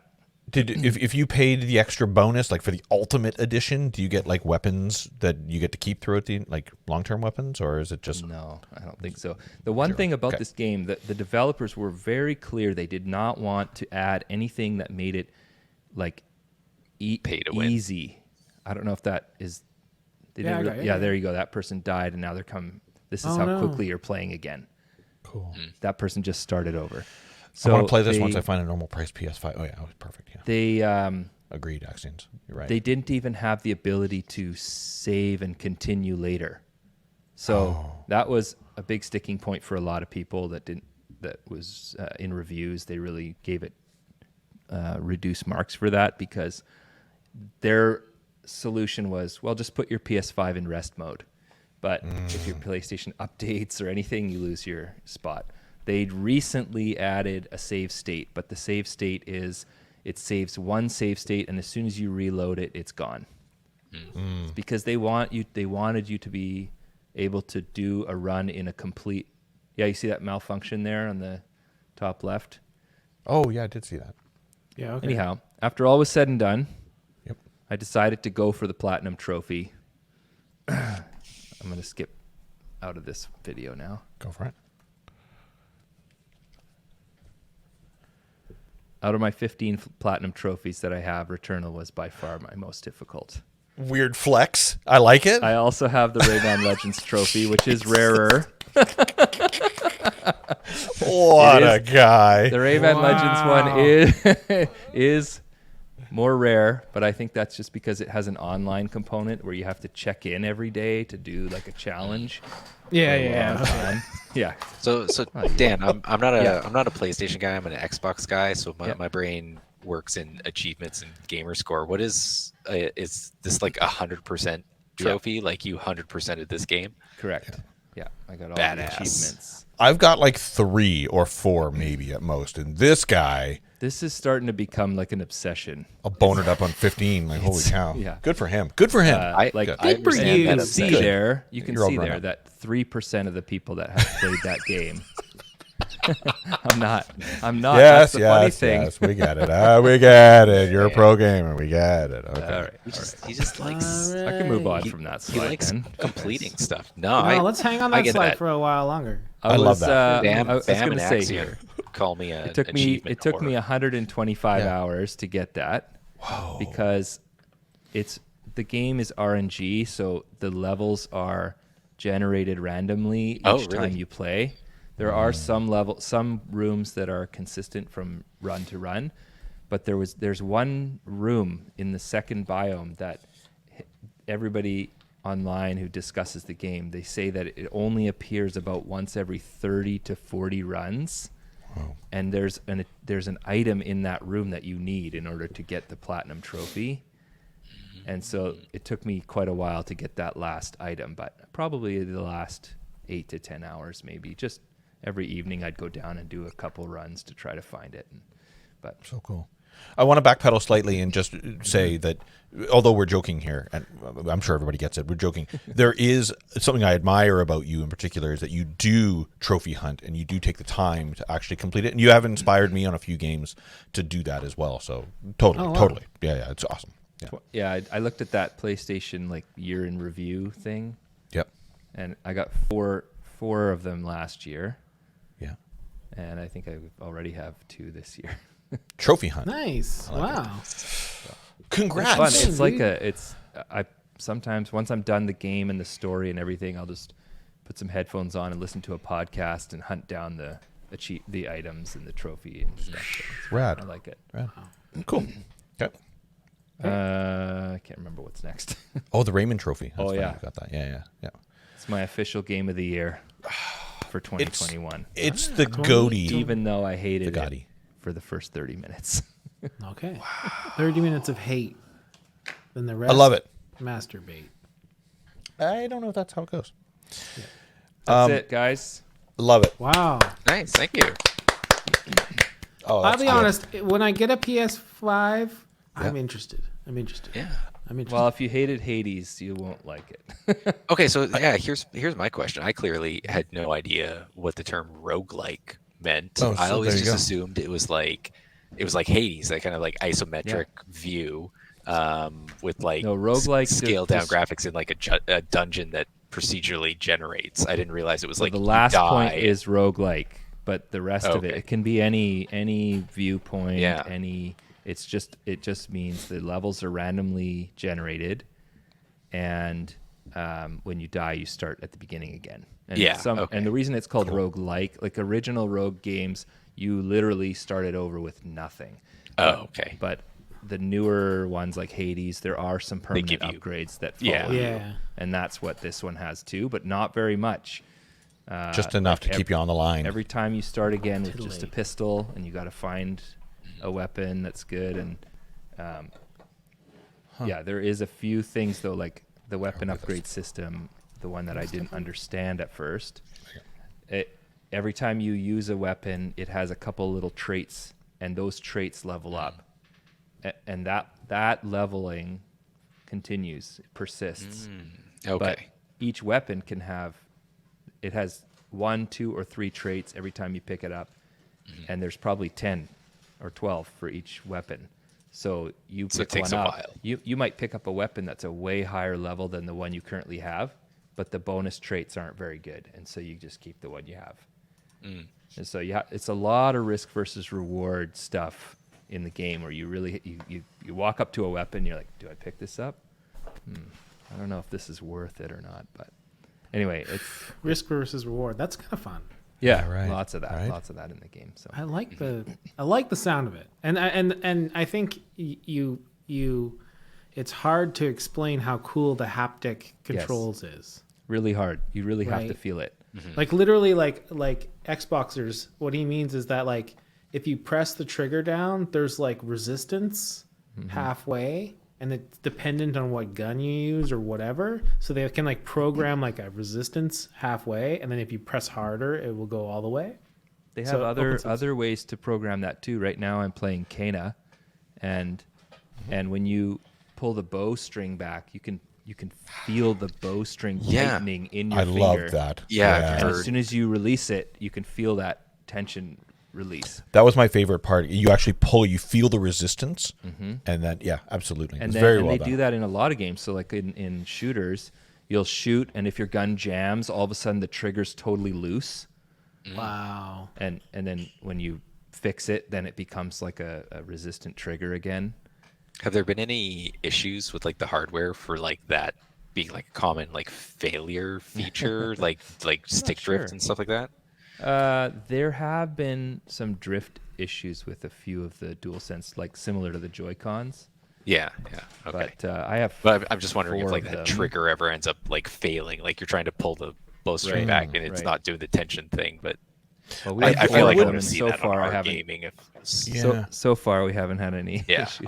I would argue that because of the resistance, doing fast, like pluck, pluck, pluck, pluck, pluck, pluck, like doing it fast, you just wouldn't do that. You like can turn it off though. Every game has the ability to turn it off. Although I don't think Returnal would, because in Returnal the left trigger, the aim trigger, you're required to pull it down halfway, because halfway is to aim and all the way is your special. And so they wouldn't.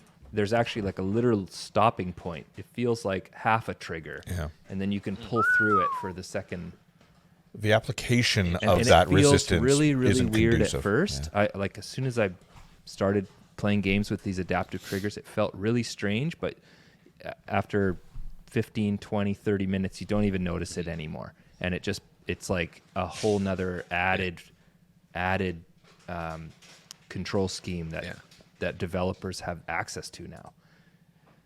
It's really fun. That's cool. Really cool. Yeah. And the really cool. haptic feedback. I don't know if does the Xbox Series controller have that?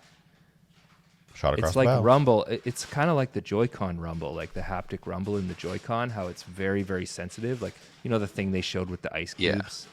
Yeah. It's Ice like cubes. that. It's I like love ice cubes. yeah. You do. Yeah, it's yeah. No, I have said to a few people that the most next. I mean, the games always get a little better every generation, better graphics, a little bit more. They can build bigger worlds. Apparently, in the new games, because of the speed of the hard drives, they don't have to preload so much stuff, and so they can. The actual size of the game should technically go down. Because they don't have to have duplicated assets saved, like in Totally. file. They're just skinning levels for that matter. They can access those assets quicker, But for me, you expect the graphics to get a little better, 60 frames, 4K maybe. But the controller on the PlayStation 5, for me, is the biggest next-gen change in the current generation of consoles. And I feel that. Returnal is an excellent demo of it. That's cool. Well done. That's Well super done. Cool. Any questions from the audience? AKA chat. Now's the time to ask that, which is awesome. Should we? I'll just do this really, really quick because I should. This.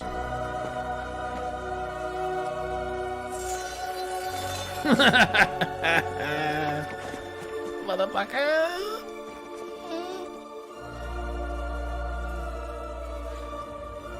You can fly, you can fight, and you can...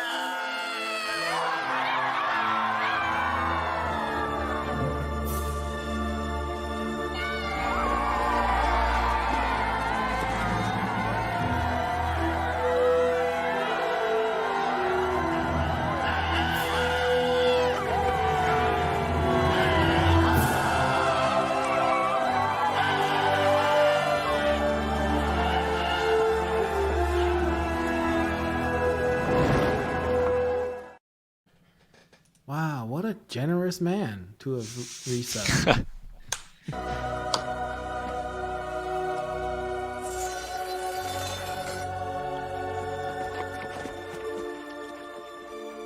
Both of you. Yeah. I'm a cool guy. I see you missed a month. Damn. I think I used that for other streamers out there. Oh. Instead of using money, I used my Prime. You just said no to $2. He's building a community. That's it. Thanks, Rick. That was all out to you. That was for you. We save it for when you're in the chat. Yep.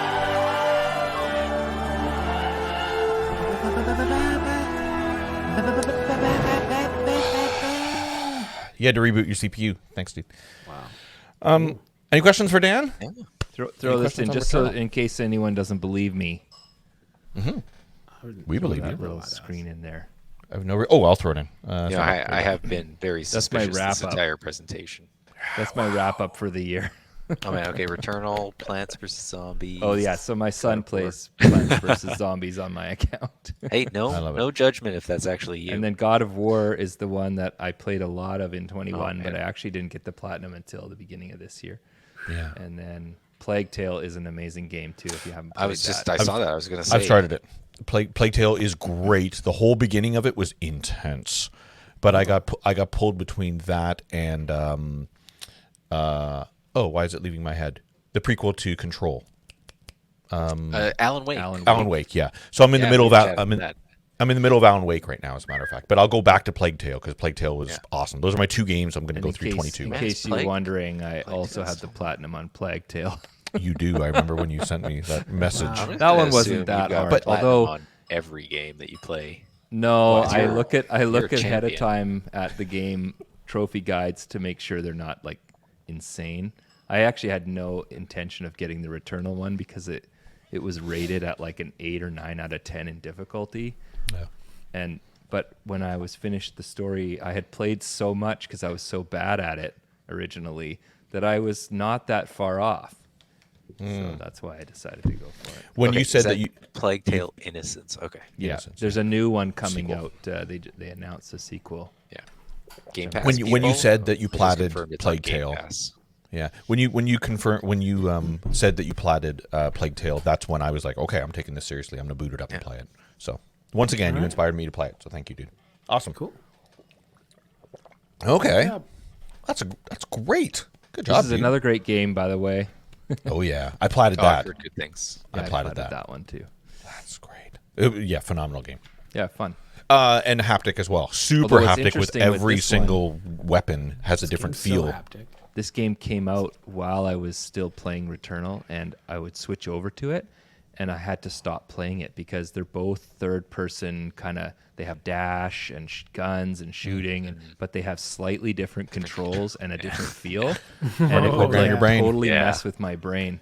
So, like, if I'm playing a game that's like Returnal or Ratchet, my second game I'm playing has to be like a side-scrolling retro-style game or something totally different.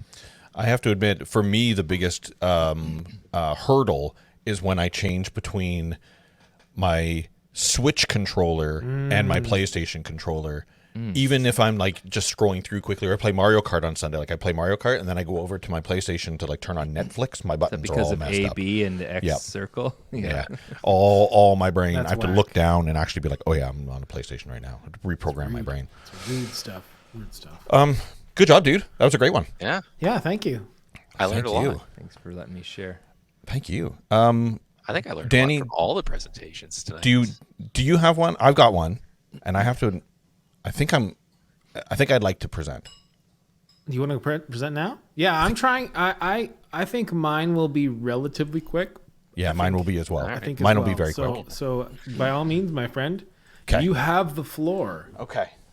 Present. Okay, I gotta ask, is this gonna make me mad? No. Okay. AJ said it's gonna make me roll my eyes. Yeah. Oh. Dan's not gonna be happy with me in the slightest bit, but this. I'm excited. Yeah, gonna and be if parenting you're just tips from tuning PJ. in, we are doing PowerPoint presentations based on fandoms and things we like. So ask your questions. This is not about sit down bathtub. This is not about sit down bathtub. Oh, Although that would've been a good one. Is it The about merits, large? the pros and cons. Yeah, although we're moving, and So I have to admit, it's very unlikely that they've got a seat in the tub, but in the shower. But a little dream popped in my head. I'm like, it's a brand new building that we're moving into, brand new. What are the chances of them, like the property manager, just like, oh, that exists? Yeah, just throw it in all the suites. Well, you just tell them that you have like a handicap, and they'll Yeah. put like a seat in there. Tell them you're 65. Yeah. You can just buy one. Get out of here with your logic. Yeah, Get out no, of no, here. I Like want- so $180 or something. when My I dad stayed- has one. I've talked about it when I stayed at the Hobbit house. When Tanya and I went on vacation to that Hobbit place, they had a shower with a seat already built into it. Oh, I believe you. Yeah. Oh, It was if the I most was- amazing if I My was in-laws building my had own their shower- bathroom in Okay, their okay. ensuite. My in-laws had their ensuite bathroom renovated, and they had it like all these beautiful tiles and everything, and they had it made with a bench in it. I love it. Fantastic. That's what I want. It's got to be. It can't be a bench at the back though. It's got to on be a the bench like side. in the middle, like the water can be coming down on top of you. Well, it's on Anyways, the okay. side. You can direct the water how you see fit.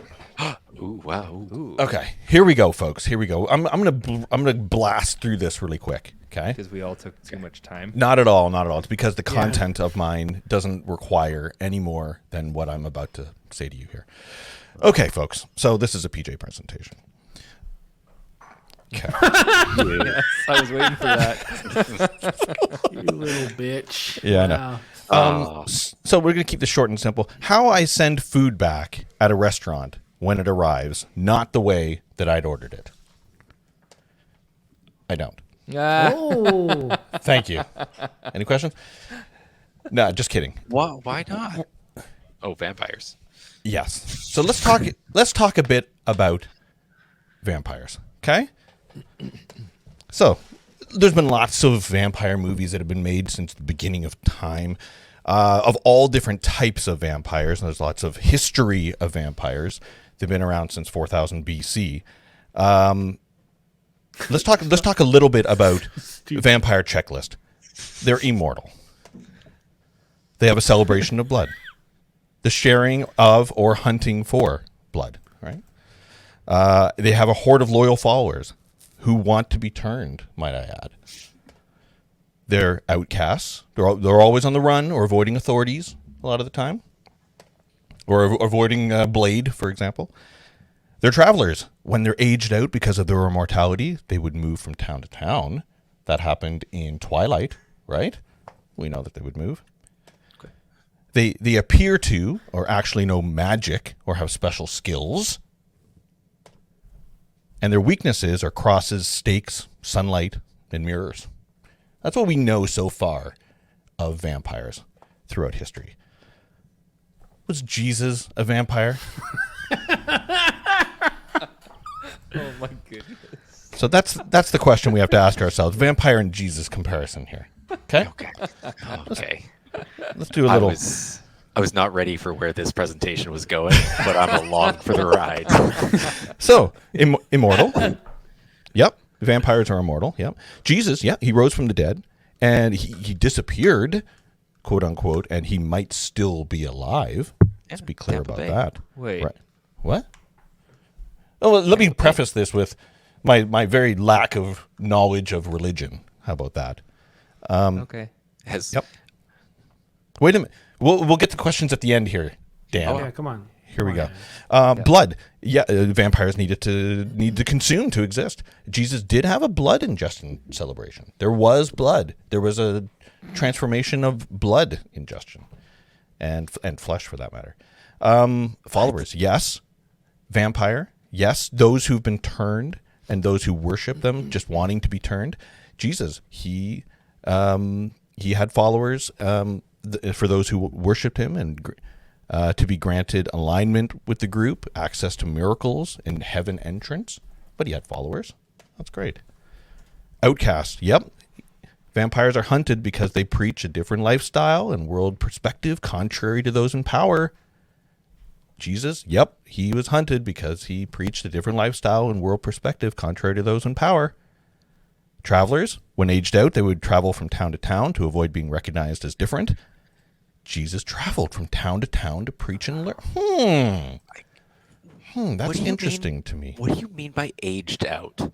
Oh, yeah. What I mean is that if they always look like they're 16 or they always look like they're 32. Okay.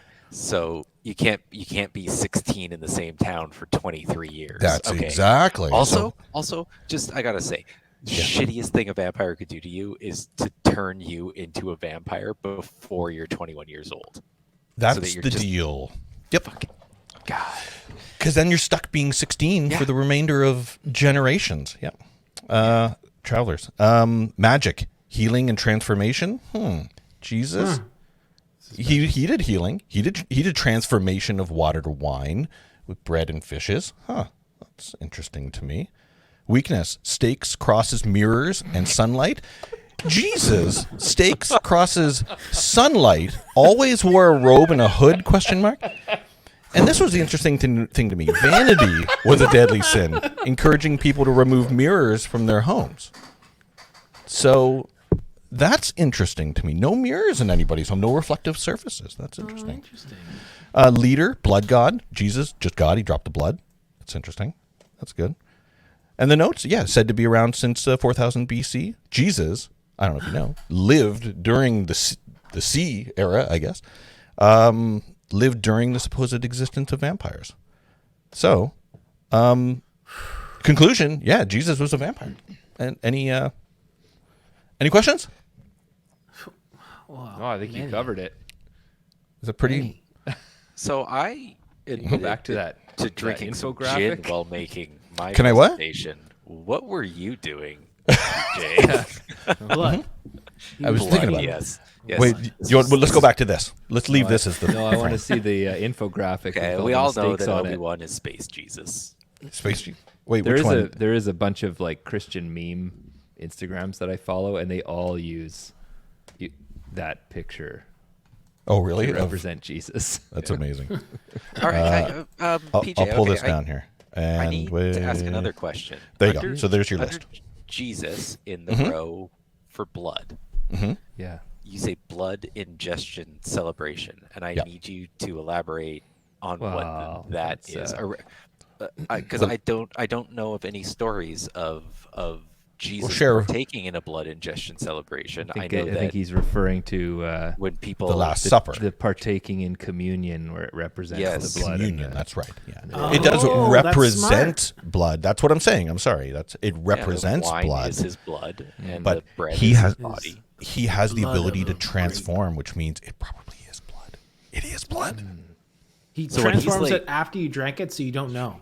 He's like inside your body. Bitch. The moment it passes your tongue, it becomes the blood. But No Easy Mode has a good question. Can Jesus enter a house uninvited? I don't know. He did. He did? He did. Yeah, man. Uninvited? Pentecost. Yeah, notorious fact about Jesus was that he was always burgling people's houses. Burgling. So how do we feel about this? Is this is this good? On Pentecost, he was among them, even though he was not there. He broke into their house. He did. He was probably invited at some point, and then once you're invited once, you can go in as many times as you want. Yeah. So it's fine. Hey, can I come in? Yes, you can. Come on in. Nice. Of course. So are you calling like Jesus' ascension into heaven his disappearance? His disappearance. Is what? Sorry, disappeared. Are you calling his ascension into heaven him Well, disappearing? let's be clear.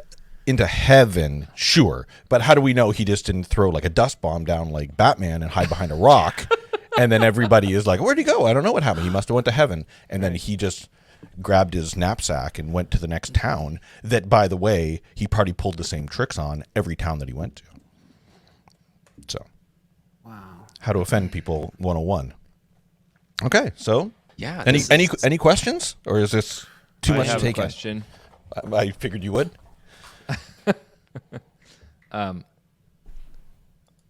Vanity. Yeah. Not part of the 7 deadly sins. But isn't vanity one of the deadly sins? You might be right. You're 7 deadly sins. Pride. Yeah. Pride. You're right. Yeah. Okay. That's be like, exactly. Vanity was not Perfect. homunculus. All right, that checks out. Checks out. But it also says here, originating in Christian theology, the 7 deadly sins were pride, envy, gluttony, greed, lust, sloth, and wrath. Pride is sometimes referred to as vanity or vainglory. Yeah. So Okay. Okay. Good challenge. Call me and B. So I've got a fun little fact for the whole thing with vampires and mirrors and not being able to see themselves in them. And it's actually not just about the reflection. It's about what mirrors used to be made out of. Because originally mirrors were made using silver. I believe it was silver nitrate, and a thin layer of silver would be layered down to create the full reflective piece, and then glass would be layered over it. And the reason that vampires wouldn't be able to see their reflection was because it was made with silver. And then eventually this changed to, like a lot of people would also believe that your reflection was a reflection of your soul, not your body. So that also layers into the mythos there, because vampires are supposed to have no souls. And then you can also jump into the whole superstition of breaking a mirror gives you 7 years bad luck. But that is more just because mirrors had silver, so they were expensive as shit back in the day. So people would tell their kids, don't break the mirror or you're going to have 7 years bad luck, because I just dropped 4 It's expensive frankincense coins on this thing or whatever nice they did back in the day. But yeah. I've given easy mode a lot to think about. You have to go all to his pastor. Call my pastor. Have a nice night, buddy. Have a good night, buddy. Bye. To We're gonna all miss my you. pastor. Call. Yeah. No, all my pastor. That sounds like. But I do like Paul Dor says he did all of his miracles at night. Probably. Like I said, he wears hoods. He's a Does he got hooded. hoods? He's a hooded man. I don't know. I've seen a lot of pictures of white Aryan Jesus with no hood. Well, that's you assume that he's changed going to be clothes. hooded back in the day. Let's assume that he's a vampire, and let's assume that the clothing back then would have been robes. He's probably requesting hoods if he's out in the day doing his preaching and stuff. So, Yeah. I love that all There's the, definitely a vampire all the like Jesus. soft, gentle pictures of Jesus are some white guy. yes. He was a brown Jew. No, he's that guy. Yeah. So was that? Yeah. He lived in the desert. He's that guy. Is Jesus. No, There you I go. love, So there's my nice work. There's my situation. Thank you. Wow. bravo. That was a It was enlightening. that was a put together argument. No worries. That took about 15 or 20 minutes. Great. Okay, I'm impressed. I'm impressed with the speed. Wow. Thanks. It was all percolating in my head over a while. I feel like I've heard this before. I don't know if we talked about it over Instagram, because I have heard me this and PJ theory team before seem as well. to communicate exclusively over Instagram. That's actually true. Outside of That's the stream. I have heard this theory as well before. Yep. There's It's a right movie up there with Jar Jar Binks was a Sith Lord. Yeah. Which is 100% true. Yeah. Shouldn't be The a dark proof name. is just you can't deny it. I did see there was a movie though. It's called Jesus Vampire Slayer, Vampire Killer, I think. Ooh. So he's Oh, not a man. vampire, he's a vampire killer. Vampire Jesus, Killer. or was it Abraham? No, Lincoln? Abraham The Lincoln, No. Vampire Hunter, because that's a No, it great was Jesus, movie. Vampire Killer. Was it Is that what it is? Jesus? Yep, the Vampire Hunter. Sorry, Vampire Hunter. I see. Let me do this. He wasn't a vampire who's a killer? No, but it was a low budget movie made in. It's a horror / musical. Oh yeah. Jesus Oh, the full Christ. movie's here though. Oh, jeez. Was it Jesus Christ Vampire Hunter. Hunter? Oh, exactly. Like Oh, Blade, Name. he's Hi, half my name's vampire. Hunter. Here to He's- give you a latte. That's amazing. Cool. Well, thank you for letting me present. That's fun. You're welcome. That was wonderful. It was beautiful. Danny, I don't know how you're going to top that one. Well, okay. Here's the weird thing. There's some similarities, and it was not planned. So Really? let's see. This if you can presentation spot- is going to be Obi-Wan Kenobi. Is he a vampire? Is he Okay, Jesus? Well, okay, well, I'll let you guys spot the Similarities. similarities. Cool. Wait, Jesus Vampire Hunter. He hunts his own kind to kill them. Hate. Existential crisis. Okay. That's amazing.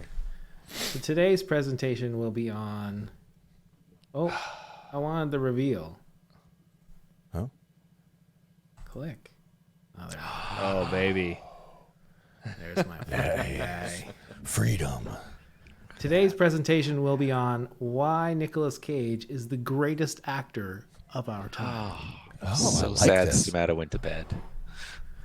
Watch the replay later. Quite. So, first of all, now I'm not one to claim that it's the nature versus nurture argument, stuff like that. But some credit has to be given to this gentleman's family. He has a very famous, award-ridden family. True. Starting first with Carmine Coppola, the first of many. The entire family has won 9 total Academy Awards. This gentleman here won the Academy Award for Best Score and provided some of the music, not the main themes, for Godfather 1, 2, and 3, Apocalypse Now, The Outsiders, etc. He was a fluteman. A fluteman. Fluteman. Nice. Motherfucker tooted flutes, baby. He tooted Carmine the flute. Fluteman Coppola. Tooted the fucking flute. He's a fluteman. A fluter. Then this guy, straight out of his gosh darn nuts, birthed this guy, Hi. Francis Ford Coppola. He has 5 Academy Awards, if you did not know. He is the mastermind behind the Godfather movies, Apocalypse Now, The Outsiders, Patton, and one of my frickin' favorites, the classic Jack. The movie wow. about Robin wow. Williams He playing He hired a child his dad who to grows write up too music fast. for his movies. That actually wasn't a bad so movie. sad at the end. That was a great movie. Yeah, it was actually pretty good. So he hired his dad to write music for his movies? Nepotism at its finest. man. Yeah. Oh, yeah. Probably. So yeah, I hear you. come on. Okay. Then of course this guy birthed this screaming hottie, Sofia Coppola, who's done some really good movies. I highly recommend the Academy Award winning Lost in Translation, arguably a very, very good movie of our time. And she also had something to do with that horrible Bill Murray Christmas special. What, a So we very won't hold Murray that- Christmas? We won't hold that against her, but that special was horrible. Honorable mentions. That you got Jason Schwartzman over here. I believe this is Kim Basinger. No, that's Well, like AJ, I didn't do all my research because I didn't care. Uh, White blonde-haired woman. I don't care. Are we going to get over to the guy on the far left? Who's that? This guy here. Yeah. It's Jason And why is there Schwartzman's a dad. dotted line? Because he married into the family. Yeah. He married into the family. Oh, I so, see. So, despite all this, nepotism can get fucked. This guy didn't take the family name and took on the name Cage. Yeah. He still won a fucking Oscar. Well, in Las Vegas. There was some money being rubbed and some. Some motherfuckers always want to try to skate uphill. That's my favorite quote of all time. That's my favorite quote. So Here, I'll say, there's always some motherfuckers trying to ice skate uphill. Yeah. So he did make good movies. You know, Nicolas Cage is kind of in the Tom Cruise section where a lot of people remember the trash and forget that they were actually great actors at one time. So, you know, The Rock, Con Air, Face Off. Brilliant. 92% on Rotten Tomatoes. I was shocked that movie was Wow. that high. Wow. Very good Oh movie. my god. By the way, it was Patricia Arquette who that was, by the way. But anyway. Sounds like a nobody to me. 92, you said? Wow. I think it's about a 90% in Rotten Tomatoes. Face We Off got is Mandy, a newer addition to Nicolas Cage's movies, which if you have not seen, it is a wonderful Great movie. movie. Yep. What I suggest, if you want to watch Mandy, turn the lights down, turn the music up, enjoy. You got Pig. That's a good movie. Yeah. Great movie. Yeah. And still short, that one. 90 minutes. 90 minutes. We Okay. talked about how every movie's 2 hours 2 earlier. hours. Yeah. Gets the pig, fucks it, gets out of there. That's right. Raising Arizona, classic Nick Cage movie. Kick-Ass. A lot of people sort of saw this as his kind of revival in the public limelight.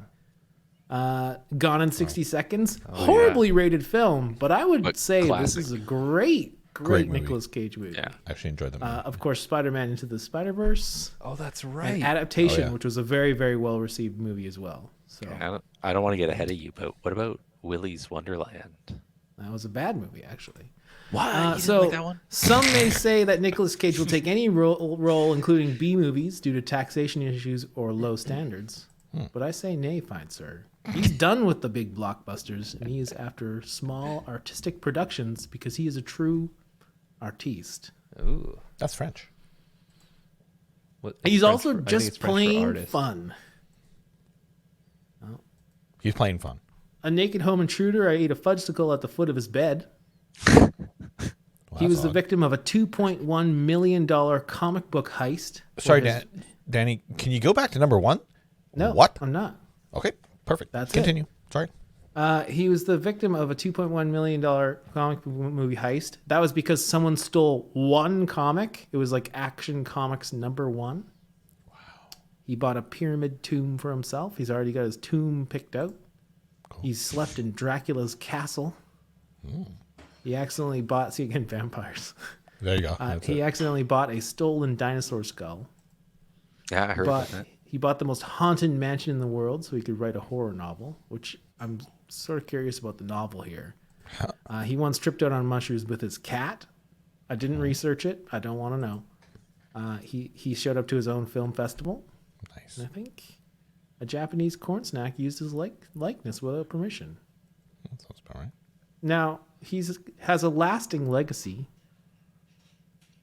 The true test of an actor's legacy is the one that stands the test of time. Nicolas Cage's legacy will live on indefinitely as he is an immortal vampire. That's what I was waiting for. That's awesome. Nice. Or is he? If you've seen Vampire's Kiss or you haven't seen Vampire's Kiss, you need to watch Vampire's Kiss. High blood pressure, though he will likely not live forever due to the stress to his body caused by numerous occasions. He has employed his signature freakouts. And I have an accompanying video that we just watch until we die. Ghost Rider, Bad Lieutenant, Snake Eyes. Was he in Snake Eyes? That's not Johnny's fault. I don't care. I ain't no freaking monument to justice. I lost my hand. I lost my bride. Johnny has his hand. Johnny has his bride. You want me to take my heartbreak, put it away, and forget? Ghost Rider. Oh, Ghost Rider. I want to give this movie another chance. Oh, dude, I tried to watch it like a couple months ago. No. It's not for you. It couldn't hold my attention. They? What the fuck are you talking about? Come on, Dad. Pretend that you haven't. Nothing. Fuck. Fucking. No. This place. Why are you so in denial? Okay, you know, I've had it with your drama, Lavinia. Is that Color of Space or whatever? So do me I believe it is. and get the Sorry, fuck out yeah. of my sight. Okay, it's not working. Anyway. Give me the link. I'll load her up. Okay. No, actually, I'll save you Private the trouble. chat me the link. Because I do want to watch that. That's pretty golden. But that is my presentation on why Nicolas Oh, Cage is nice the work. best actor of all time. Compelling. Way And you even left off the history of swear words. 'Cause Brilliant. It's not that great. No, I'm just What? kidding. There's I too enjoyed much. that a lot. There's too much to cover. Yeah. If you go to his IMDb, it is a Oh, laundry list a of treasure trove. amazing things. There you go. So Nicolas Cage. I'll fast forward it here. Here we go. There we go. Fuck out of yours. I don't want any trouble. I don't want any trouble. Looks like trouble just found you. Nice jam. Well then, fine. That's what. Oh, you want. I love Let's it. have it out right now. Well, let me National guess. treasure. It's the wrong National time. treasure. It's the wrong place. I'm wrong again. Wrong about us. Wrong about Thomas Gates. Wrong that you like the Queen Anne chair. You assume I want the Queen Anne chair.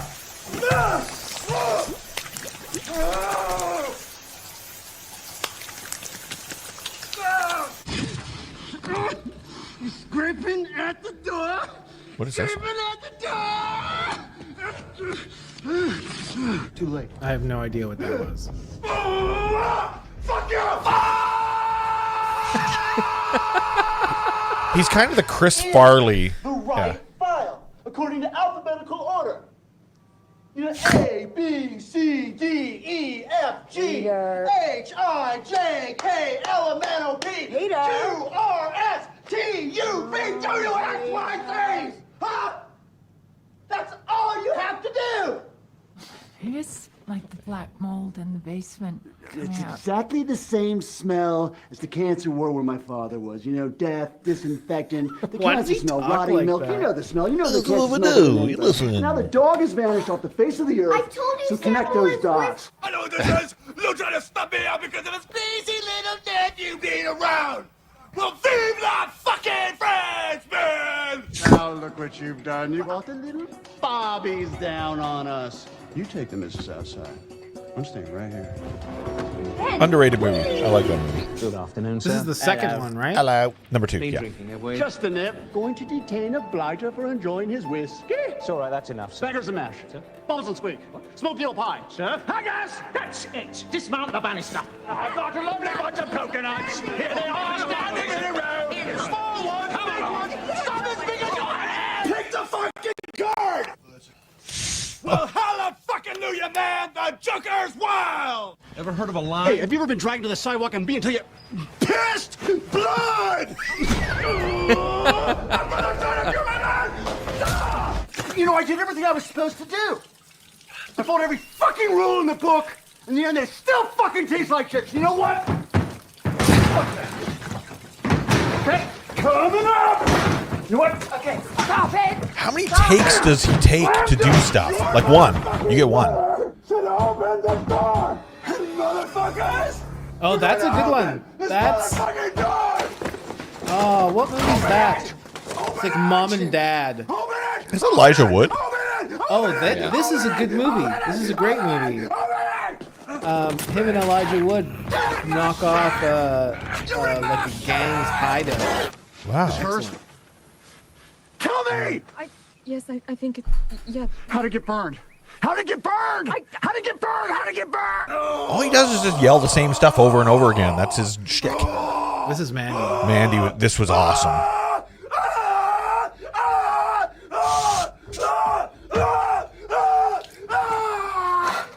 That whole scene was His amazing. prep is for that. Right. You cocksucker! He looks in the mirror and he goes, "Let's go." Yeah.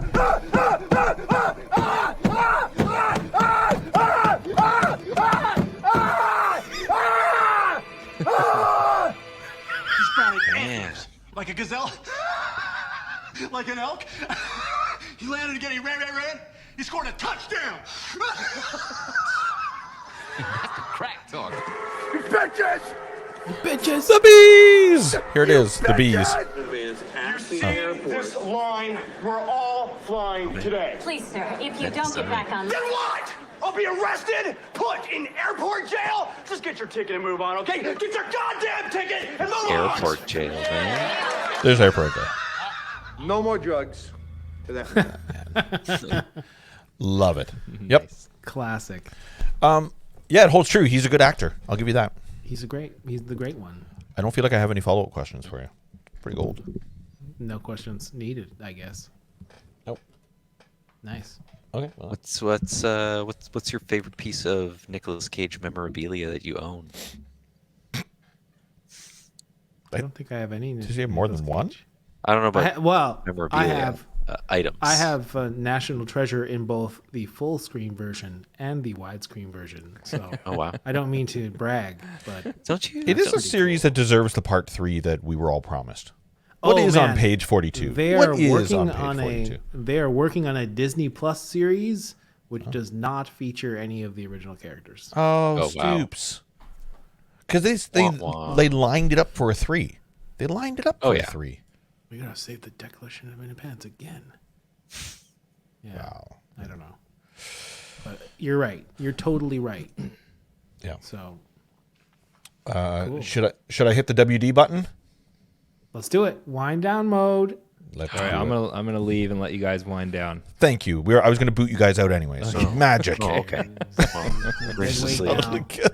Bow out, but thank you for having me. Thanks for having Dude, me. thank you. Both your presentations were rad. Very rad. good. Yeah, I love both of them. It was very well done. So thank you. We're doing it again, right, Danny? Oh yeah, absolutely. Yeah. Yeah. This was great. Mine will be something. Don't spoil it. Religious. I really wanted to do what whether or not the Hulk's poop would be Hulk sized or not, but I didn't know how to illustrate it properly. Wow. Like if the Hulk ate food and he turned into Bruce Banner, would the poop get smaller?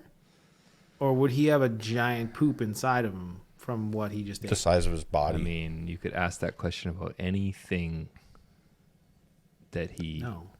Yeah. The size. If the size every gets other smaller? single thing about him gets smaller. True. But that's not part of him. It's not. It's part of you until it's gone. Really? No. Well, the inside of you. What if he had something half inside of his mouth and half not outside of his mouth? Where does it stop? PJ? Where do you draw the line? Where do you? Thing? Yeah. Well, it could be a cigar. It's like a cigar. Or he's eating a hot dog, or like a sausage, like a hot taco. dog. He's taking a bite of a taco, and then all of a sudden he shrinks down. Oh no! The piece that's in his mouth shrinks down, but then the other taco is huge. Yeah, that's right. So he's made a Hulk-sized taco. He makes a Hulk-sized taco. Or a hot dog. So he could cure world hunger by like being Bruce Banner, happy eating a taco, and then growing. Yeah, see, I don't think the taco would grow in his this mouth. big ass taco to everybody. No, but that's a great point. What if he put it in his hands like this, the taco, and then grew big? Would anything inside, like anything touching his skin, grow big? Well, no, because he needs to have super stretchy pants because his pants and You're clothes right. do not grow with him. Yeah, you're right. Therefore, a poop would not grow with him. Therefore, not shrink with him. And that's science. Yeah. Science rules. Wow. Also, he's got to be like really calm. He's got to calm down to go from Hulk to Banner. And I mean, if you got a big Hulk-sized poop, you're not calm. You're like, I got a Hulk-sized poop to take care of. I'm not calming down. My heart rate's going up. I got to find a toilet. That's interesting. Yeah. So if the Hulk's got one on deck, it's impossible for him to go down to Banner because he knows that if he goes down, he will be upset, therefore spring back again. until he takes care of the poop. It's circular. It's circular. Yeah. Oh man. If the Hulk poops and you didn't even need a presentation. We figured it out. Like normal humans, a happy one. Wait, what? If the Hulk's poop was green, is that normal or like normal humans? Oh yeah, good call. I don't know that happy answer. little once in a while occasion. Yeah. You know what? It Pants got bigger and probably. smaller. I Yeah, don't the know toilet. what color is the Hulk's blood. Is the Hulk's blood green? I don't want to get into the whole thing. Never mind. I'm getting too much into biology. No, I got you. What toilet would he even fit on? He strikes me as someone who Small poops in the lake. woods. Yeah, He he's poops just in the he's tarps off. No, he's fine. Maybe, well, Digs a here's the shallow thing. grave for it. Here's the thing. Nice. The dumber animals, the dumber animals in the world are the ones that don't stop to poop. The Oh. ones that just keep going, like a bird or whatever. Yeah. And Hulk is pretty dumb, so maybe he doesn't even stop. He's just fighting or whatever, and he's just like a bird. Okay, well, All on that good note, questions. On that note. before let's do this before you leave. Only because I got these cards while we were streaming. I'm going to ask each of you one question before you leave. Are you ready? AJ, this one's going to be for you. All right. The old rando here. Oh, all right. What have you lost that you'd like to find? Oh no, that wasn't lost. That was sold at a garage sale. No, that's fine. If you then out of your possession and you lost wish it that from you your could have it back. Yeah. Then it is the original deluxe Megazord. That was 5 parts. Yeah. Along with the original Dragon Zord that could combine with it to become the Mega Dragon Zord. And I was convinced by my mother that I was too old for toys and that I should sell it at a garage sale so that I could buy a Sega Game Gear game that I wanted, which was not a Sonic game. Oh. That's still cool though. So yeah, I've been chasing that dragon, and I have found out that they are re-releasing some kind of super awesome Lightning Edition or something that is like a souped up version, because they re-released the Megazord a couple of times, but the legs like had like pegs or something. It wasn't the same, and it pissed me off. But like the original cast and version of that toy, but with like extra details, they're releasing it. But it's like $180 USD, and I just that's how it always works. I'm struggling to pay that, but I think I might. Don't tell Stamata. Where's every penny? She's asleep. I know. Okay. Well, AJ, I'm going to let you go after that question. Cheers, Thank you so bud. much. Awesome job tonight. Bye. Bye. Love you all. Miss you Bye. all. Oh. Dan. Do you have more to say? I missed it. Did you have more to say? No, he's gone. He's I gone. have more to say. He's gone now. He's gone. Dan, He's here given we up go. to the ghost. Here comes your question. Here we go. I'm going to take this one right here. My answer to that previous question, though, would be my Bitcoin wallet password. Oh no, you're a password. That would be nice. Totally. I've got my wallet keys in 3 different places. I'll tell you, I had mine on I had it written out on a paper and taped on like the inside of my filing cabinet. Yeah. And I sold the filing cabinet. Sucker. And like 95% of my brain is like, I remember taking it off of there. Totally. Putting it somewhere else. Yeah. Because I knew what it was, and I was like cleaning it and stuff, but I can't find it. So if I ever move, I might find it. Yes. I actually messaged the person who, it didn't say like what it was. Did you find $3 million just taped? No. No. It was like, it didn't even say what it was. It was just a bunch of words. Yeah. On a sticky note or whatever. And I messaged the person that bought it. And I'm like, hey, did you find a sticky note in there? No. Oh, man, no. I don't know what you're talking about. I don't think there's that much on there, but it doesn't. More than It zero. depends on the time, exactly. Because I think we talked about it on stream. I've got a buddy that finally found his receipts for when you could buy them in like a ATM where you could buy Bitcoin. He found them and he bought them originally, like lots of them at like $1.17, and he found them and nuts. He had to get a lawyer to actually convert them, like because he had from paper into a wallet. He actually had to get a lawyer to make it go through, but it all went through. And yep. Here we go. Here's your Mine question. would probably be worth about $1,000 right now. Oh, I see. Yeah. So not a lot, but well, I don't know if you know. Hey, that's respectable. Yeah, Man. absolutely. Let's see this question. Oh, what's your favorite song to play in the car? Ooh, great question. Yeah. This is going to be an answer that you guys will not expect. Yep. Oh no. Maybe I should play it. I mean, we're not too judgy.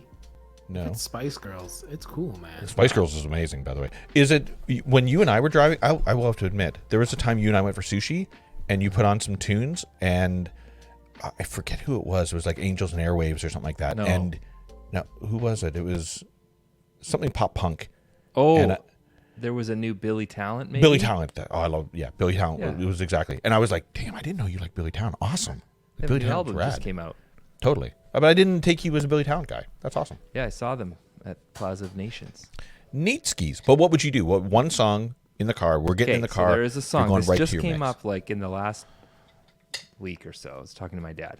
Yep. And there's one. So I don't listen to this kind of music at all, ever. Really. Brahms. Yeah. Okay. But it's an opera song. Ooh. Is it from The Fifth Element? No. And it's Nessun Dorma, very popular opera song, sung by Luciano Pavarotti, and it is unbelievable. It like gives me chills. There's a video. We should watch it. All right, I'll bring it up. It's short. What's it called? Maybe I'll share it. I 'cause shit know my what to look pants. I shit my pants. So he shits his pants. for. I don't. It's got to be your pants that you shit. Can you shit someone else's pants? If you're wearing them. Yeah, really. No. Or if you're wearing them, they're your pants. there's some You're not giving fundamentals them back. to this. Well, they're not. Not if you're borrowing them. You go to somebody's house and you're like, I didn't bring any pajamas. They're like, oh, here's some extra pajamas. Yeah, then they're yours now. It's like an umbrella. You can just take them. Sorry. I shit in your pajamas. Okay, bring up the video. How do I? Can I just share the video? Well, is it YouTube? Yeah. Yeah, go and share the Chrome tab. Share the Chrome tab with audio activated, and just hit share. Yeah, and then I'll bring her in, if you know what I mean. He's just in a river, by the way. Okay, there you go. Okay. So it's What how am I long is looking this? at? This moment right here, you see where it like peaks. Yeah. See the most viewed section there? Yep, that's it. Just watch. Maybe I'll skip to there. Take it right there. watch his- Elephants, yeah. Just watch his face. This is just alone in the van, right? Me. Down by the river.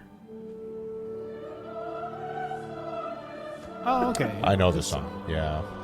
Yeah, this is beautiful. But nobody has ever sung it like him. I can practice.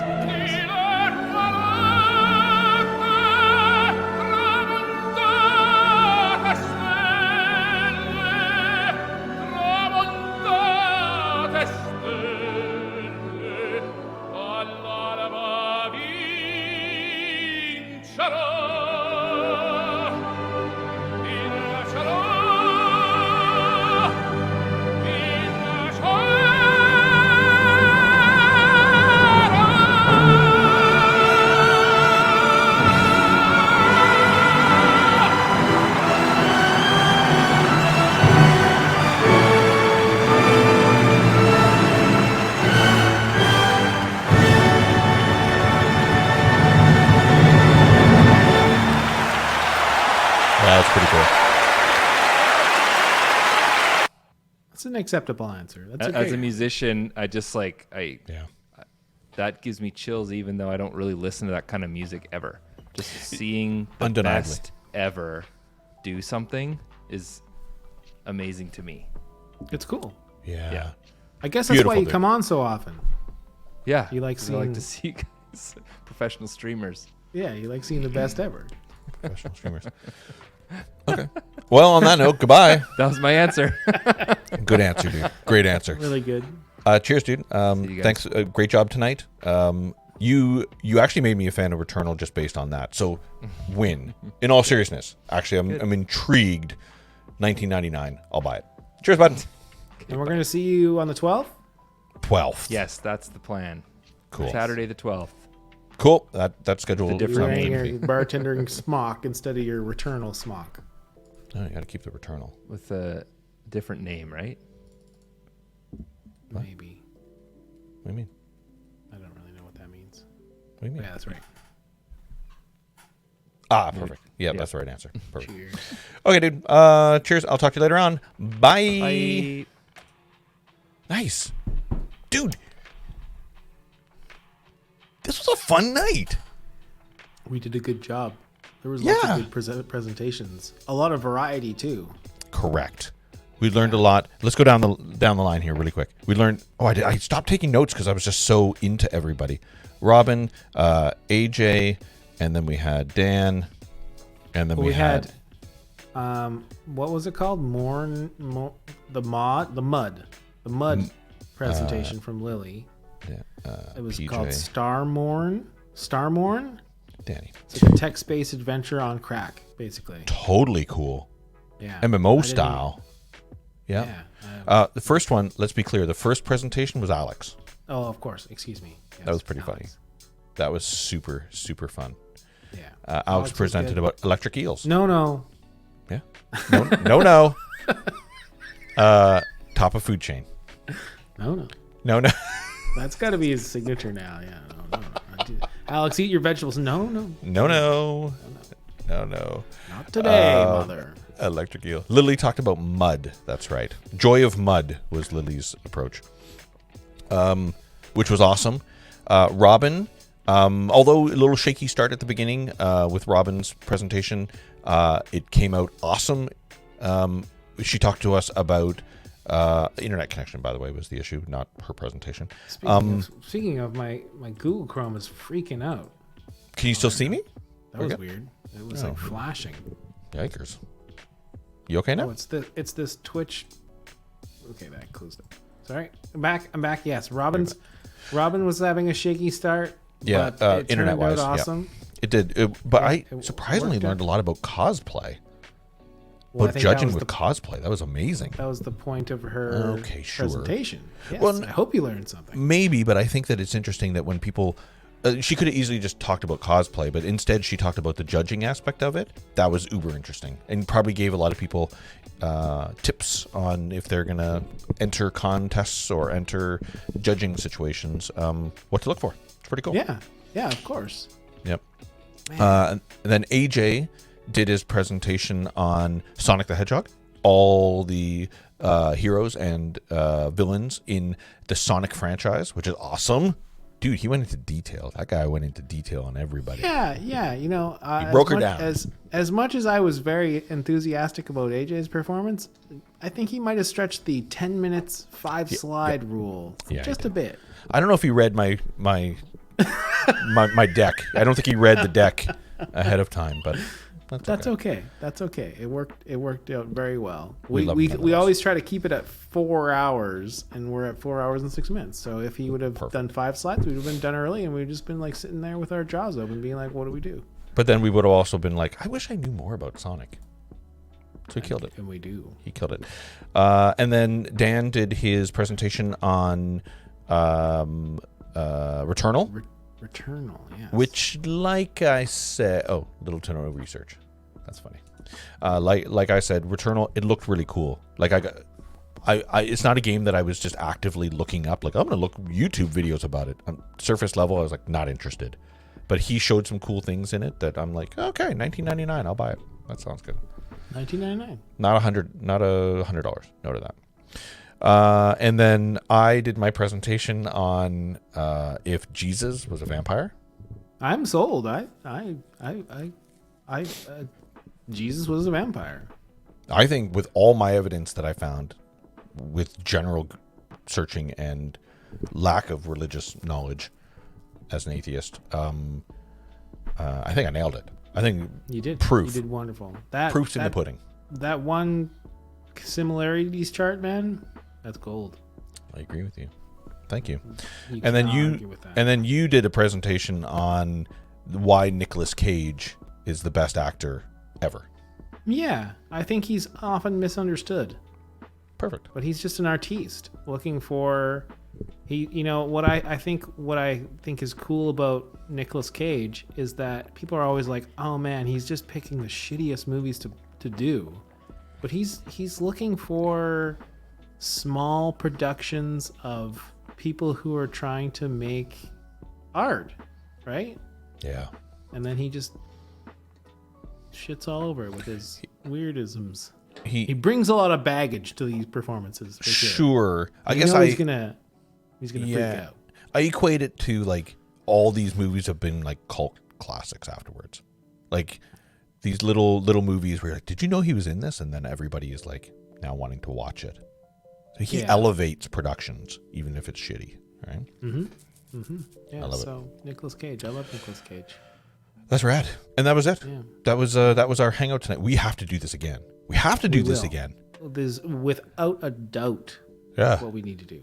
And there's other people that we have an awesome community of people that we can grab from already who would be on board. So that's kind of, we spaced it out.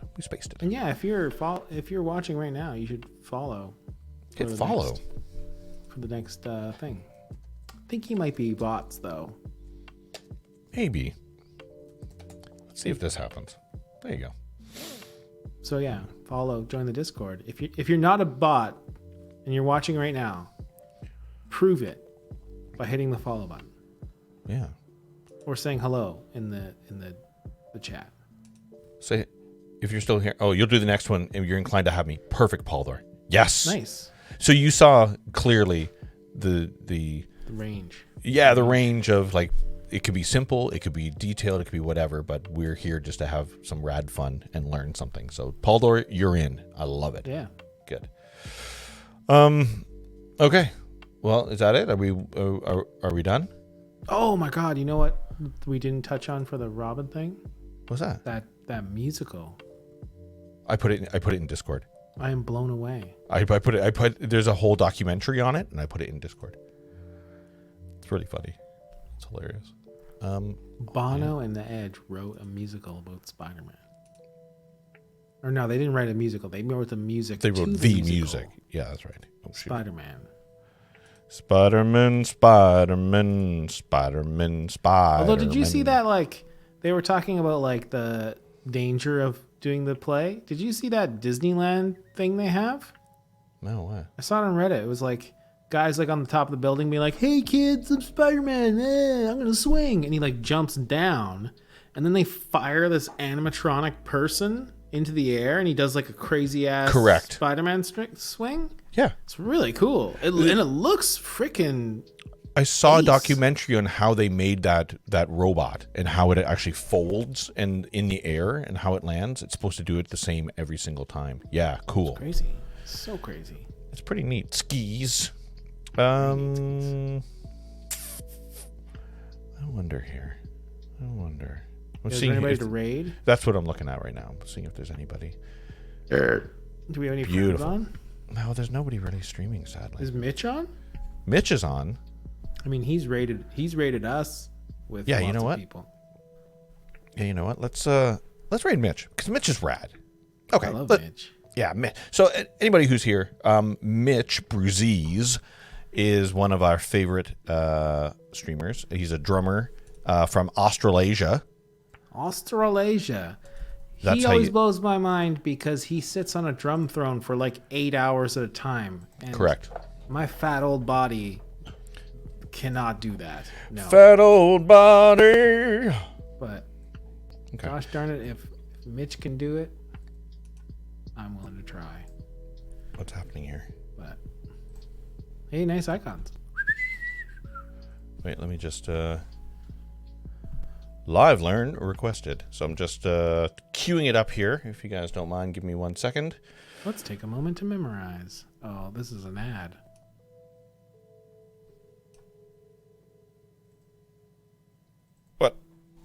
What? We're rating. Yeah. There we go. Okay, so let me get this. We are going to raid channel Mitch Bruzies is his name. Bam. And we're good to go, folks. So we're sending you over to Mitch Bruzies. We don't even need to do a final word. I think we're good. Cool? We're great. Do we need to do a final word? No. Do you want to do a final word? Your face is good enough. Tell me about the whistles. The whistles got woo. Cool. That's all. Enough said. Cool. So thanks, everybody. Merry Christmas, everyone. Merry Christmas. Happy New Year. Yeah. Thanks for watching. AJ, thanks for coming on. Paul, thanks for not coming on. You would have stole the show. Totally. Rick, if you're out there, He's on next. We only talked about Spider-Man or Star Wars for like a minute. Boba Fett. You must be very happy about that. Okay. Goddamn. Goddamn. We're going out here, folks. Thanks, everybody. As usual, Mario Kart on Sunday. Come and play. We discovered frantic mode with items. And dude, it's awesome. We're using frantic mode every Sunday now because you only get offensive items. Oh, I remember that mode. Okay. Yeah. So we played it last week, and like Pete was coming in like second place and everything. It was really cool. Anybody who typically would be a little bit in the back, like Mags, is just gonna shoot their way up to the just propelled. front. Yeah. So it equals the playing field. So Mario Kart on Sunday, and then we'll be back next Thursday as per usual. Fuck yeah, dude. Cool. Yeah. Cheers, bud. Let's go. I love Bye. it. Bye.